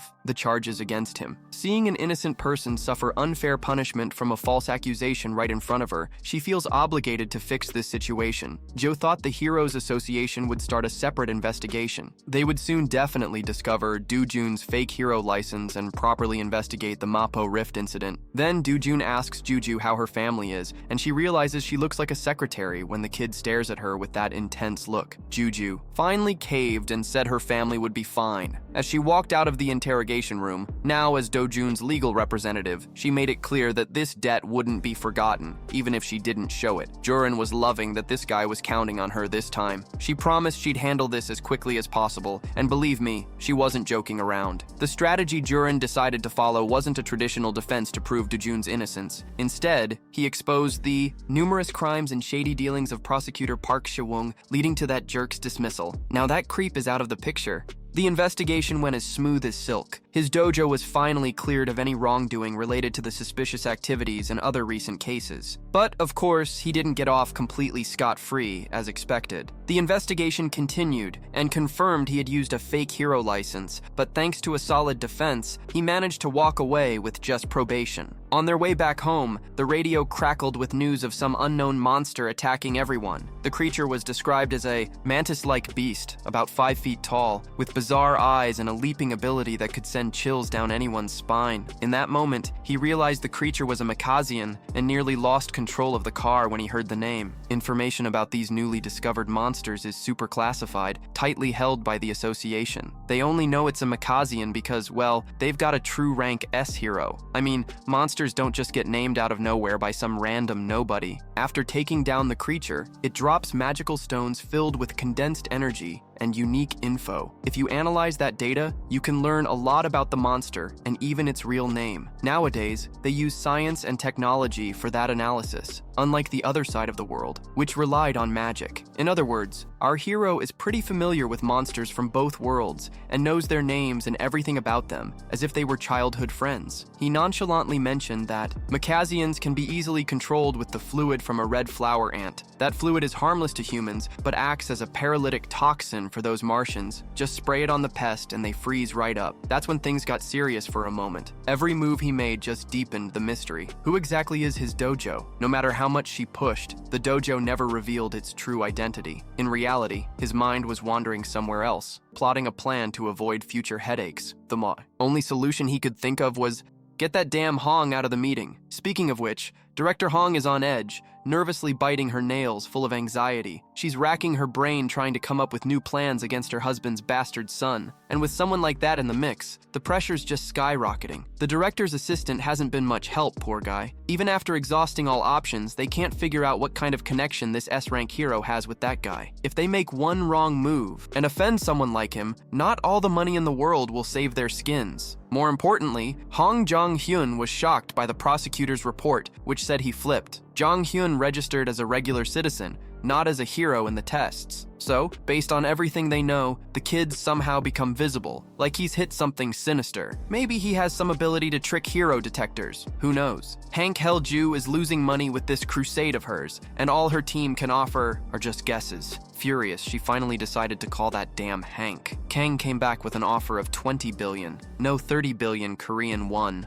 on the table to settle this once and for all. When he got the call from the bastard, he immediately demanded double what she offered to sort this out. Even her subordinates thought it was ridiculous to ask for 60 billion for a job that should be straightforward. This guy might be the son of a good mother, but he's a damn clever one. He figured out that Hong didn't have many options left and that there was no information or alternatives besides this. And let's be real, her company makes so much that 60 billion less wouldn't even matter. And then there's Jumyu in the mix. So with Kang and Upyu risking it against another S-rank hero, doubling the initial offer actually seems reasonable to him. The subordinate agreed that Jumyu is indeed a dangerous opponent. So, hearing his employee praise the S-rank really bruised Kang and Upyu's egos. He cursed at the subordinate. It was like an insult to his fighting skills, going up against someone like him who thought he could take that girl down in less than a few minutes. So our hero, the subordinate, was under serious pressure trying to calm the boss down. Then, out of nowhere, Yang Pyo switched topics, talking about his issues with the Heroes Association. He was also on a negotiation mission as Korea's representative to tackle the bug problem, you know? But the association had already announced they were going to pick heroes to send out to the public. It was like they were making things tough for everyone. A villain thought the association was worse than the criminals themselves, and the operation was set to go down in 3 days. Time was running out. South Korea was going to send its best heroes. At least Yong Pyo had a meeting lined up with some guy named Takashi. All this time, the weakness of the monkey-like creatures was still a total mystery. Being the first to figure that out would get anyone, and good with the crowd. And speaking of these monkey creatures, those bugs were spreading everywhere. The British heroes were in the fight too, trying to hold back that relentless invasion of the giant creatures. They had put together a decent team of heroes, but you get the idea, right? They were using blades like crazy. The frontline fighters were giving it their all to deal with the one giant monkey that was terrorizing everyone. This praying mantis was fast and immortal, taking out slow heroes with a single hit. But of course, the heroes weren't going to take that lying down and went on the offensive. The group looked pretty badass, like a formation you wouldn't want to mess with. Some of them used magic, trying to tear apart the insect's heavy skeleton, while others charged in, smashing it and spraying its blood all over the streets. With all of that, they finally took down their first monkey creature. And just to make sure the thing wouldn't come back to life or pull some crazy stunt, they stylishly chopped its head off. The heroes scored a victory, but man, just one monster wiped them all out. And to make matters worse, a few more monkey creatures showed up to deliver the final blow. In that exhausted night, the best heroes of the kingdom met a brutal slaughter. These guys gave it their all to stop the inevitable, but there wasn't even clear intel. They were completely at the mercy of the enemies. The monkeys were a real pain, and they were advancing southward. There were about 60 kilometers between those bugs and the capital, while the monkeys were one step away from wiping the capital off the map. A rain of shiny junk fell from the sky, and when that stuff hit the bugs, they started convulsing and feeling excruciating pain. After struggling for a few seconds to hold the line, the monkeys began to fall one by one. In the sky, the source of the rain turned out to be a helicopter observing Luva Adeos's army from a distance. The heroes from Korea and Japan formed a true cavalry, each one shocked by a simple solution proposed by Junjun that worked immediately. Next to Junjun, our hero Kang and Pyu couldn't believe their eyes, suddenly snapping everyone out. Of their days, Junjun yelled for everyone to jump out of the helicopter and finish the job. Then, with newfound respect for that S-rank heroine from Korea, the cavalry began descending toward the ground. Days after that mission, the whole world heard about what went down in the kingdom and who really shined. So back in Korea, the media and chatterbugs flooded the airport. Everyone was buzzing to see the national pride, and reporters were itching to land an exclusive. On July 1st, she, the Hunt Queen, found the monkey's weakness and led the charge to the end. It was her who saved a nation from despair. Rumor has it that before the departure, there was even a celebration from the royal family for all the heroism. As Ju Ryu finally set foot in the airport, it turned into a flash and applause festival. Like a true celebrity, she was already used to it. A long time ago, even for Ju Ryu, that kind of reception was one for the books. What about Kangero? The worst part was already believed to be responsible for most of the Mackayans' deaths on the expedition. His entire team was made up of 200 heroes, and the stellar performance of the Korean heroes was why the UK was still standing. The news covered every detail of the monkey hunt. The public learned about the weakness of the red flower ant's sap. As our boy walked through the city, he caught a glimpse of the news and stopped for a second. He felt happy that Junjun had used his intel, but when the camera focused on Kang Jupyu, the mood soured. That cocky bastard on the screen was one more loose end he needed to tie up. Inside some random fancy restaurant, his buddy Juon was sipping coffee with the woman of the moment, laughing it up and generously showering little Uni, the grandmother, and even our boy with gifts. She told him not to open anything right then, saying it would be better to check it all out at her place. But ignoring that, Dojin ended up finding some cool clothes among the gifts. Juman just wanted to return the favor with a thank you for the tip that unknowingly helped save the day. For her, the clothes were nothing compared to what she received. She figured out Dojin wasn't going to spill the details on how he learned about the Mackayans' weakness, but still, she asked. As expected, digging into that guy was like searching for a needle in a haystack. Changing the subject, Dojin dared to ask about his future plans. He's not the type to preach world peace or anything arrogant like that, but if he's going to attack Hangul-ju, the situation is going to get really tense. To Ruim's surprise, Dojin's immediate plan was just to buy a new house because things were tough. The safe house where his family currently lived was rented, right? While our rising hero and the former sword goddess reconnected, the other hero who stood out on the kingdom's expedition was just chilling. Kangwei Pyu was at his pool party, surrounded by beautiful girls as far as the eye could see, but that scumbag can't stop thinking about jujitsu, the girl he's got his eye on. He's starting to think it's weird that she won't say how she figured out the weakness of those disgusting bugs on the flight back to Korea. And some guy even tried to bait her to see if he could pry any info about her Dojin out of her. He claimed Jurian was the hero when Dojin got involved with a corrupt prosecutor, which was pretty intense. Plus, she was also there when Kangsu got torn apart. Knowing some guy was trying to provoke her, Jurian quickly shot down that idiot who started all the trouble. Before this encounter, he even tried to off Dojin and totally failed. And this guy, with a creepy smile, just nodded along. He also blamed his cousin for being blinded by dirty money. But hey, Uncle Yu is still your favorite cousin, right? He can always use that family tie as an excuse to get back at your Dojin. For a moment, Junyu almost got caught up in the game and revealed some emotion in front of this dude. She quickly distanced herself from the drama and said she wasn't going to interfere if anything happened. Clueless, the guy was floating in the idea that she really had a closer connection with Dojin. Ignoring him for the rest of the flight, Junryo put on her sleep mask and took a nap. And this guy couldn't shake off the feeling that she wasn't being completely honest. The paranoid Kang is still on edge about your Dojin. Back in England, where it all began, Lang Sudum is still in ruins. The chaos from the monster wave is still very visible. That association of British heroes sent a small team of heroes into the rifts to at least secure some magic stones before the next wave hit. The guards outside were discussing how they could have stood out as Rankers D if they had known that the Makayanos could be taken down with so little red flower ant sap. If the forces had blocked the wave earlier, they could have raked in a ton of magic stones. You gotta understand, when a rift opens up with a wave of monsters, it never turns into a gate. And for the second wave, it's pretty likely that the type of monsters will be totally different. The known factor is the craziest part. All of a sudden, the rift shook a bit. The invasion team had just entered to collect the stones. Only 5 hours had passed. Even so, the rank D guards stepped up their vigilance since there were always desperate folks trying to steal stones near the rifts. Instead of the usual flow of people coming out of the rift, the whole vibe felt off. Something, or someone completely different showed up. The scarred humanoid face of a guy. They shouted that he wasn't a hero. Before the poor guards could even call headquarters, they lost control and started floating in the air. The crazy guy took a step, and it looked like he teleported, dragging the guards effortlessly. That top guard tried to defend himself with 3 knives. That weapon was a classic from the kingdom. The blades even hit their mark, but several green lights made them vanish like they never even existed. Then, in a raspy voice, the man complained that those guards were way too weak. He clenched his fist and commanded the green lights to move. As a result, the guards got sliced up like it was a horror movie scene, you know? A dark miasma poured out from the guy's body. With that miasma, he took control of the whole area and grabbed the guards' smartphones. He checked the date and calculated that it had been 10 years since he last set foot on Earth. Even so, his mission hadn't even reached 20%, you feel me? After all the effort to open those rifts, it's time to admit that it went south. Nah,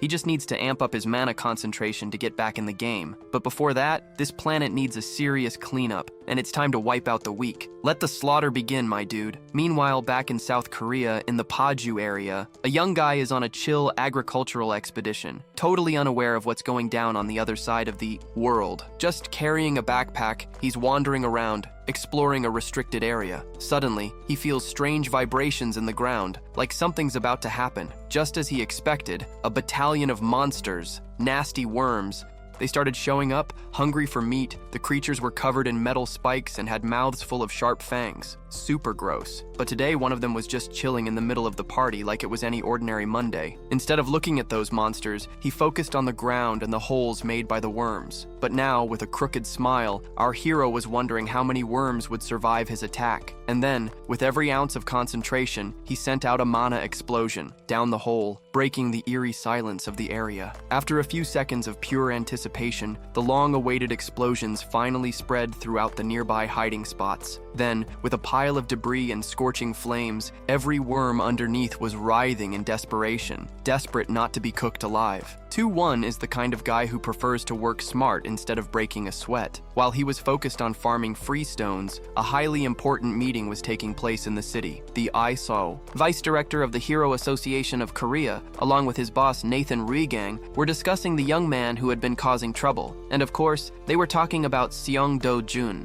According to the reports, this guy's strength could barely be compared to that of an average hero. President Park Seo-jun found it absurd and even threatening to have someone like him roaming the country, and they want 2-1 to explain himself to the association. According to the vice president, all the bizarre happenings around 2-1 started with Kang Shi-woo's evil plan after he awakened at the invasion gate, where he was supposed to have died. Do-jun changed in a brutal way. Later, he found himself in a pinch and dealt with a new rift on the map all on his own. Of course, he occasionally gets a little worked up and pulls off some extra tricks, but there's always a reason behind it. In short, Seong Do-jun's power is simply overwhelming. Nathan Wang thinks the wild horse is harder to tame. What started as a beautiful discussion was Do-jun's request for an official hero license. He managed to score that privilege. Special treatment to skip the usual red tape because he's got a guarantor, and guess who his sponsor is? The hotshot of the moment. It's a whoa moment when you hear about this connection with the Golden Girl. The old folks at the association nearly fell over when they realized they couldn't afford to offer the killer whoa that's been making waves. The request for your 2-1 for the hero license was sped through immediately, and just like that, he became the 8th rank S hero in South Korea without even stepping foot in the association. Now with his new status, he can hunt in any rift zone he wants. After he crushed it in the Paju Rift Zone, he made his way straight to the director of the association. The grumpy old guy couldn't help but laugh at the fact that the new rank S hero of the country is already earning his stripes. I mean, it's not every day you hear about a hero tackling a second-grade rift solo without a guild or ally. It's totally insane for just an ordinary person. Now, I saw the vice president who was all over the 2-1 deal, advocating for them to reveal the kid's identity to the public. But I caught wind that the director shot that idea down right away since it was pretty greedy. My NGO is saying they should at least ask the guy what he thinks before exposing him to the public eye. The vice president is insisting that in this stressful age, giving people more symbols of hope in the form of a new ranked hero would ease the pressure on everyone. And this vice president is trying hard to sell this idea to the director in Taiwan,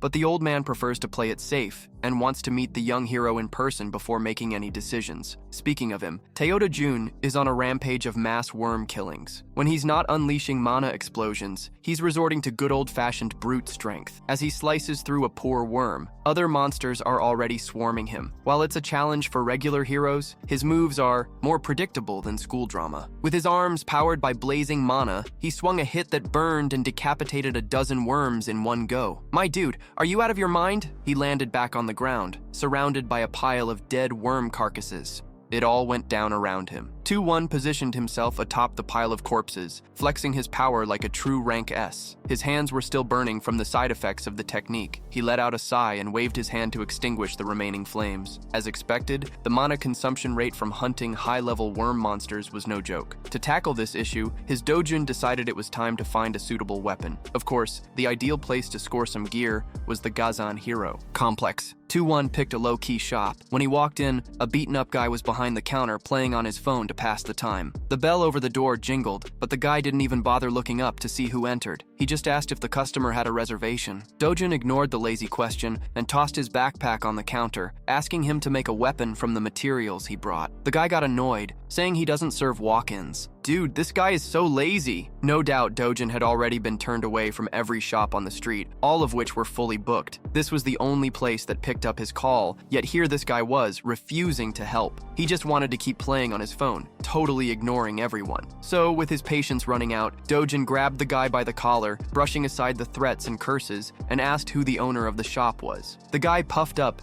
and answered proudly that he's the owner's son? If that's the case, I suggest you call your dad quick, buddy. Your dojin is here because he got a heavy recommendation. Then, after letting the guy go, he even threw in a smirk, but hurried off to another room to call his dad. An older man, sporting a modified welding mask, came out of the workshop to see what the fuss was about. His name is Shui Wu, the master craftsman of hero weaponry. Dojin quickly mentioned he was there because of a recommendation, and of course, both the father and son knew that name well. Let's get more famous than the evening news, right, son? The old man was shocked to learn that a rank S celebrity was in the building. I know your work, but I'm not here to beat around the bush. So, he pulls out the materials from his backpack. Right away, the old master takes a look at the items and quickly realizes it's a piece from a giant black viper. Wow, it's been ages since he's seen something like this. Anyway, I want a decent sword made from this material. Our hero wants his weapon to be as long as possible. That's right, he's got this idea of a sword that reaches up to the sky, but the old guy isn't too keen on accepting the request, you know? The dude argues against the idea and explains that this non-metallic material will end up ruining the durability of the weapon. So,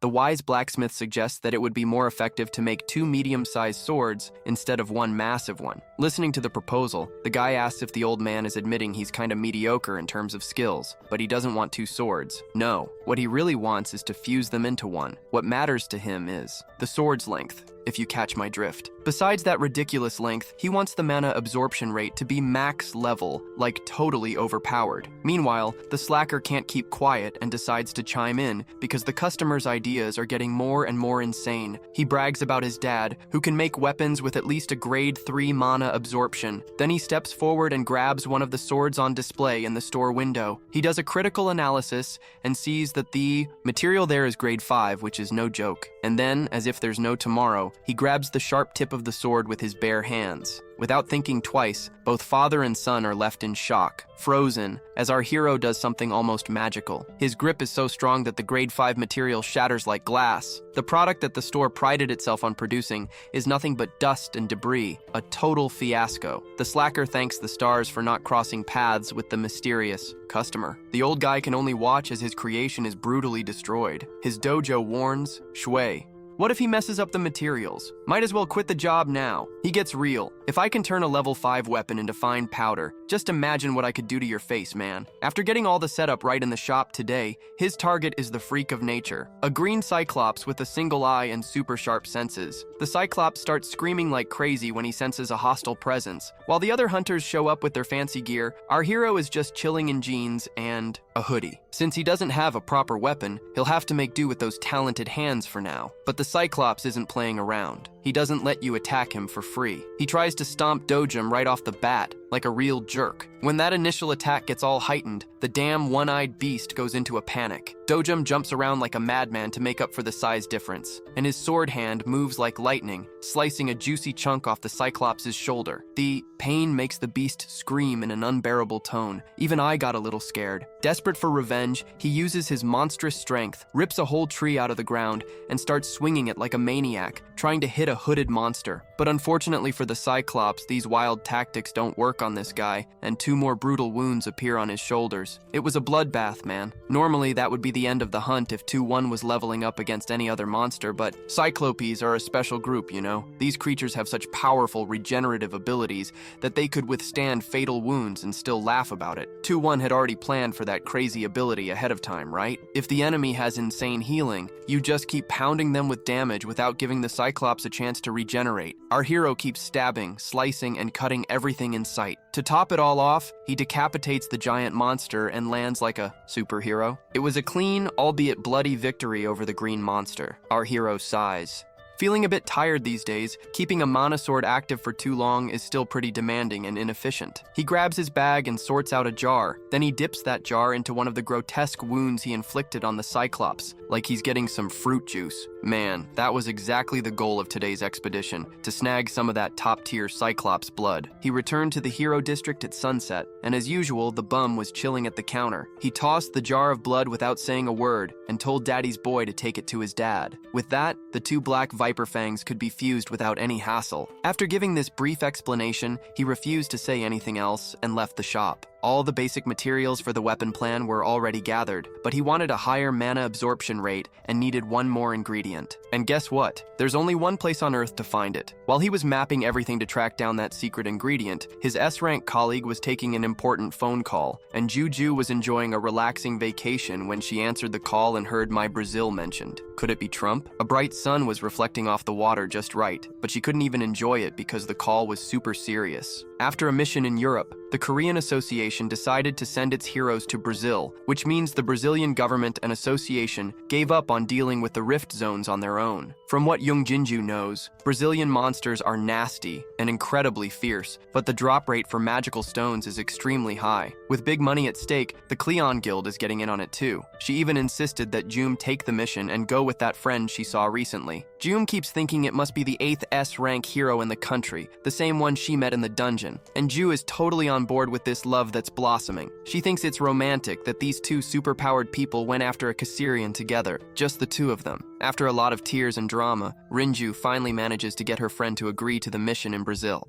But she has no clue if that guy is actually going to show up. So back at the little shop in the Gazan Hero Complex, our hero, Old Shoyo, is just standing there staring at his own creation with that sparkle in his eyes. Like, damn, look what I made. And this dude never, in his wildest dreams, thought non-metal materials could be melted and fused with Cyclops blood. Now he's really stepping his game up. If it weren't for this kid who popped up out of nowhere, he wouldn't have even discovered. Such a bizarre technique. Now Old Shoyo could make a sword as long as the dojo wanted. The sword is coming in hot. Woohoo! He even considered a maximum length of about 180 centimeters. Just think about that reach, man. If the dojo and the protagonist want a 2-handed blade, but with an adjustable handle for 1-handed swings too, this guy's clever, you know? He's thinking something that weighs around 5 kilograms. Just to give you an idea, during a tense moment, Old Shoyo was surprised to see that the tough kid from yesterday was being super polite. Like, what happened, man? The kid's even got manners. Go figure, maybe that weapon really is important to him, right? But Old Shoyo chimed in, 5 kilos would be a hell of a weight to swing with one hand. And it's not like he would just swing it once or twice. It would be intense. But the kid didn't care, and he knows what specs he wants. He won't mess around. The old pro estimated that the crafting process would take at least a month, and mentioned that the mana absorption rate should hit level 7, but the kid wasn't satisfied. Level 7? What the hell, man? That level can't handle the full power he wanted, and being a good warrior, our hero really needed a final boost. A special ingredient. So Jojo, in the vibe, headed for the door and told the old man to just shape it up for now. He made it clear that the mana absorption upgrade could wait until he got the rest of the materials. Shoyo was pretty experienced already. Having an idea of what material the kid was thinking about, he even shuddered and picked up on it.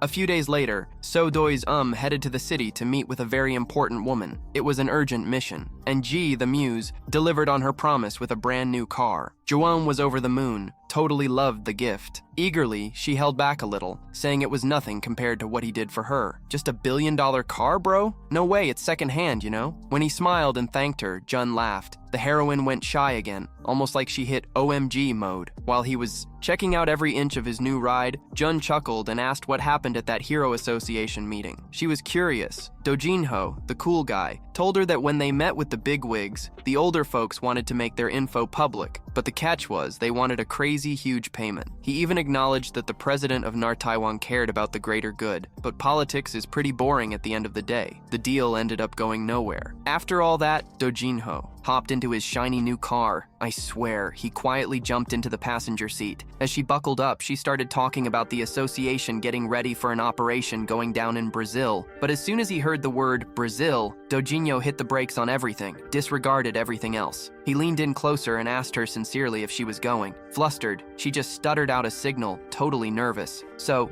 he invited her to go with him. This dude really pulled the S rank, Brazilian pickup line. Are you crazy? That made the heroine's heart race, her cheeks turning all rosy. Meanwhile, another woman was there, head over heels for her Dojinho. The rich one, or Renju, was right in the middle of getting played by the gang, just throwing more cash at them. He was insisting that Director Honge shouldn't cut corners at such a crucial moment. He'd already put $3 billion on the table, but still wanted more. This guy hadn't even started the trick to finally take out Dojinho. Damn. Renju was losing patience and thought about just hiring someone else to do that dirty work. She figured there were plenty of deadbeats out there. Who would do this gig just for the cash without questioning it? Kang just laughed at her ignorance. He threw in some free tips. This guy had just found out that his dojin became the newest S-ranker in the country. Crazy, right? He even said they were practically pals. What a wild ride, man. Director Hong couldn't believe that the kid she had sent away from the family turned into a superhuman. And that guy, Hong Pyu, he even put up a bunch of his own money to secure that info. If Hong Reju doesn't want to believe it, he should just wait until his dojin climbs that tower and knocks some sense into her. So, with panic setting in, Director Rong blocked Pugh, trying to keep him in check. She was losing it and terrified for her life. This crazy woman promised to pay whatever it took just to get to the bottom of things with the game. Kang just smiled and told her he changed his mind. Instead of more cash, he'd rather have a stronger business relationship with the director down the line, if you know what I mean. But at this point, Hong Reju would accept any form of payment. That's when he got a super important text. It looks like the heavens are giving this cursed woman a boost. The perfect chance to take down Heaven 2 just popped up. A few days later, the nation was in a frenzy over the news of a new international expedition for the country's heroes. All the S-rankers who accepted the mission were now on board a private luxury jet. Feeling the buzz on social media, everyone was pumped to see the 5 S-rankers saving a country on the brink of destruction. How wild is that? Some Korean users were bursting with pride, feeling like kings. One of the S-rankers was Jong Seon-ho, who brought his group to the top all by himself, and he only takes missions when there's cash on the line. Then there's Park, whose guild vanished. The money he could make on this expedition is crucial, you know? And Ju on the other side, she's the nation's big hero, super famous. And that Pew guy is going too because he heard taxes were going to be injected for every magic stone on the mission. Dude, just getting a single mid-high level stone is a big deal. This could change the life of any regular person. While the other S ranks were getting all the praise and buzz online, this one figure generated more questions than rumors. His 2-in-1 was seen as a rookie making his debut on the international scene. Pretty basic, you know? Nothing crazy, right? With 5 top-tier heroes, Brazil is about to heat up and things are about to get real. After a long flight with no drama, the group finally landed in Sao Paulo, Brazil. The Brazilian Heroes Association gathered to discuss how things would go down. These guys are excited to welcome the famous Korean expedition team, and they're the quickest to respond compared to all the countries that asked for help. Some S ranks didn't even check in at hotels before jumping into action right away, but the background players were worried that the Koreans might uncover something they were trying to keep under wraps. You can't keep a secret forever, right? So they just needed to make sure everything was under total control until the collaboration was done. Brazil's national treasure of a hero, Moraes, was taken out by some unknown entity. It was a brutal way to go out, man. And it wasn't even by a monster. His black box definitely showed a human murder method, and no one knows what really went down near that Santarem rift. Meanwhile, the Korean team was getting a solid briefing on their action plan while everyone was on edge. Rio de Janeiro was messaging, looking for Jerome's crew. Turns out the dude stuck on the plane and took a connecting flight to a slightly further destination. He was heading toward the rift in Goiás. Jury can't hide her worry. She just found out the guy's going to the weirdest rift alone. That team will undergo a 2-day local adaptation before being sent to the rift zones they signed up for. After the whole briefing, Jury didn't stick around any longer and jumped into a cab. Then, Kangeiro Pew followed her to ask where she was headed.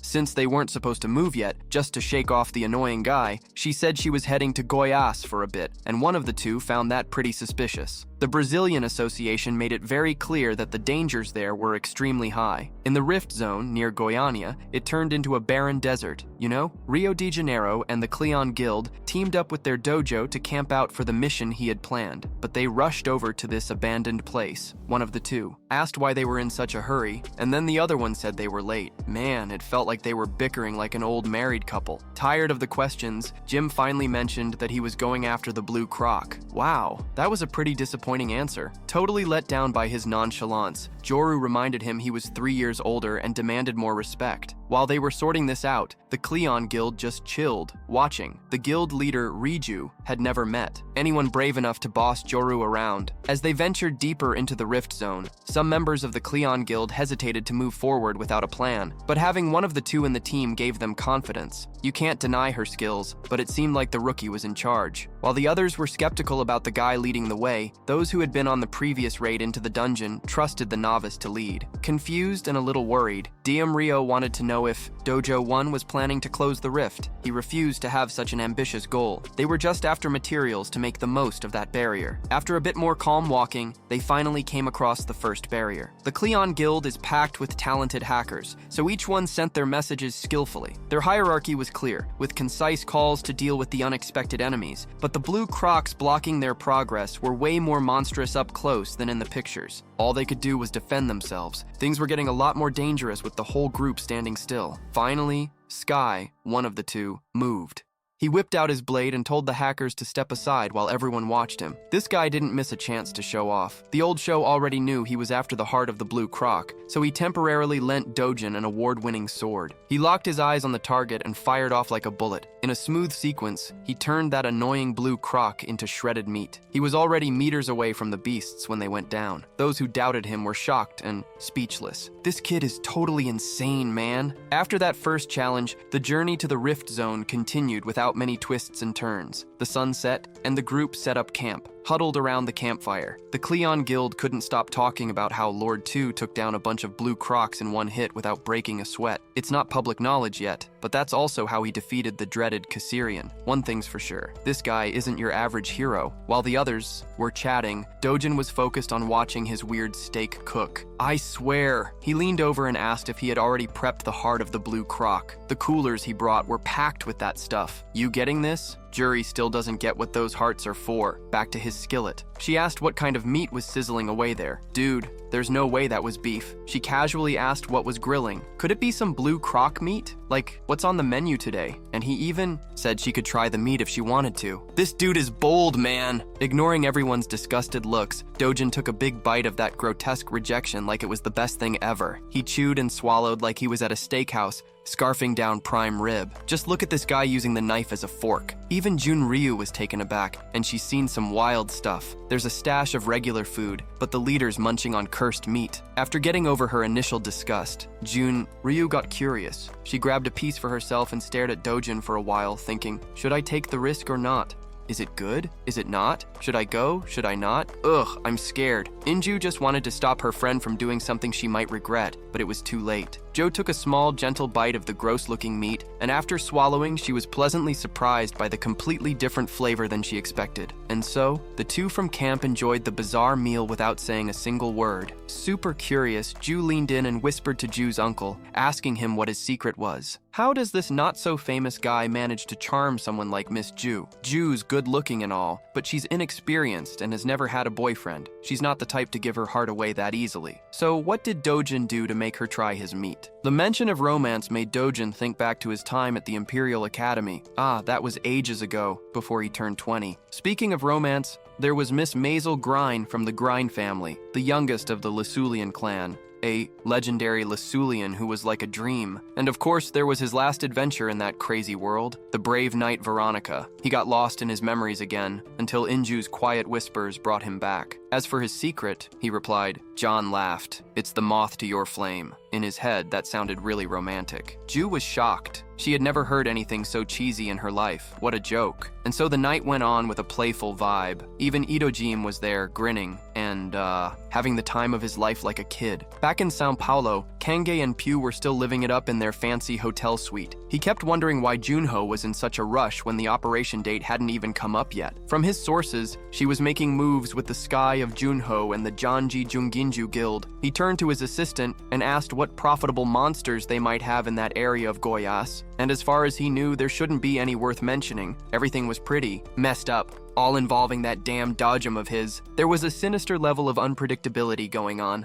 His worries vanished when Director Hong, that pain, called him up, like always, to ask if the work was done. Listening to this, Patient Kang asked if something had happened. The girl was worried that her dad might have discovered that Tu had leveled up, and now her dad was telling her to come home since the president of Group T was getting involved. Hank Reiju was more anxious than usual, but Hank Pugh thought her suffering was hilarious. Still, he finally found a partner who was going to bring in some good cash and promised the director that Sky 2-1 wouldn't be able to come back to Korea. Hearing this gave her some relief, at least one good thing. Kang Pugh marked a point on the map and got ready to hire someone named Takashi because he's an old-timer. Now Dojin isolated himself, and his job got a lot easier. When the sun came up, the expedition team in Santarem continued their journey with Dojin leading the way. In Juro, Rio warned Dojin to head towards the jungle cause of the monsters. The most concerning one was the lynx, a terrifying creature. Of course, Dojin knew all about the lynx, he's fully aware. But instead of taking the time for the dense jungle, Dojin went straight for the most dangerous path. You know there's no stopping this guy once he sets his mind to something. But she insisted he use some earplugs. Thankfully, she had prepared a few. Seriously, earplugs are essential when facing a lynx. The creature's screams can freeze your mind, you know? Dojin knew this, but refused to take the earplugs. Like, come on, I don't need that. Jo didn't give up and kept trying to convince him to use those plugs. The warnings and info came from the Brazilian treasure hero. After all, ignoring the pleas, Dojin silently and calmly made his way through the dense jungle vegetation. Left with no choice, in June, the Cleon Guild got pulled into this treacherous detour. After a whole day of non-stop walking, they finally reached the monster's lair, under the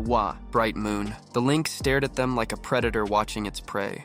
A giant, crazy cat. This is where the real party starts. As the beast made its grand entrance, Enju screamed for everyone to cover their ears. Things are about to get wild. While everyone else was panicking, Jim just stared at the cat, looking like a wall, totally still, as if to say, "Not today, my friend." Two predators sizing each other up, but one's a person and the other's a cat. And now it's a competition to see who's got the bigger presence, right? Who do you think is gonna win this? That's right. If you liked the video, give it a thumbs up, share it, and drop your comments below. And if the video does well, you know what that means, right? There'll be a part 2. Thanks for watching. I'm out.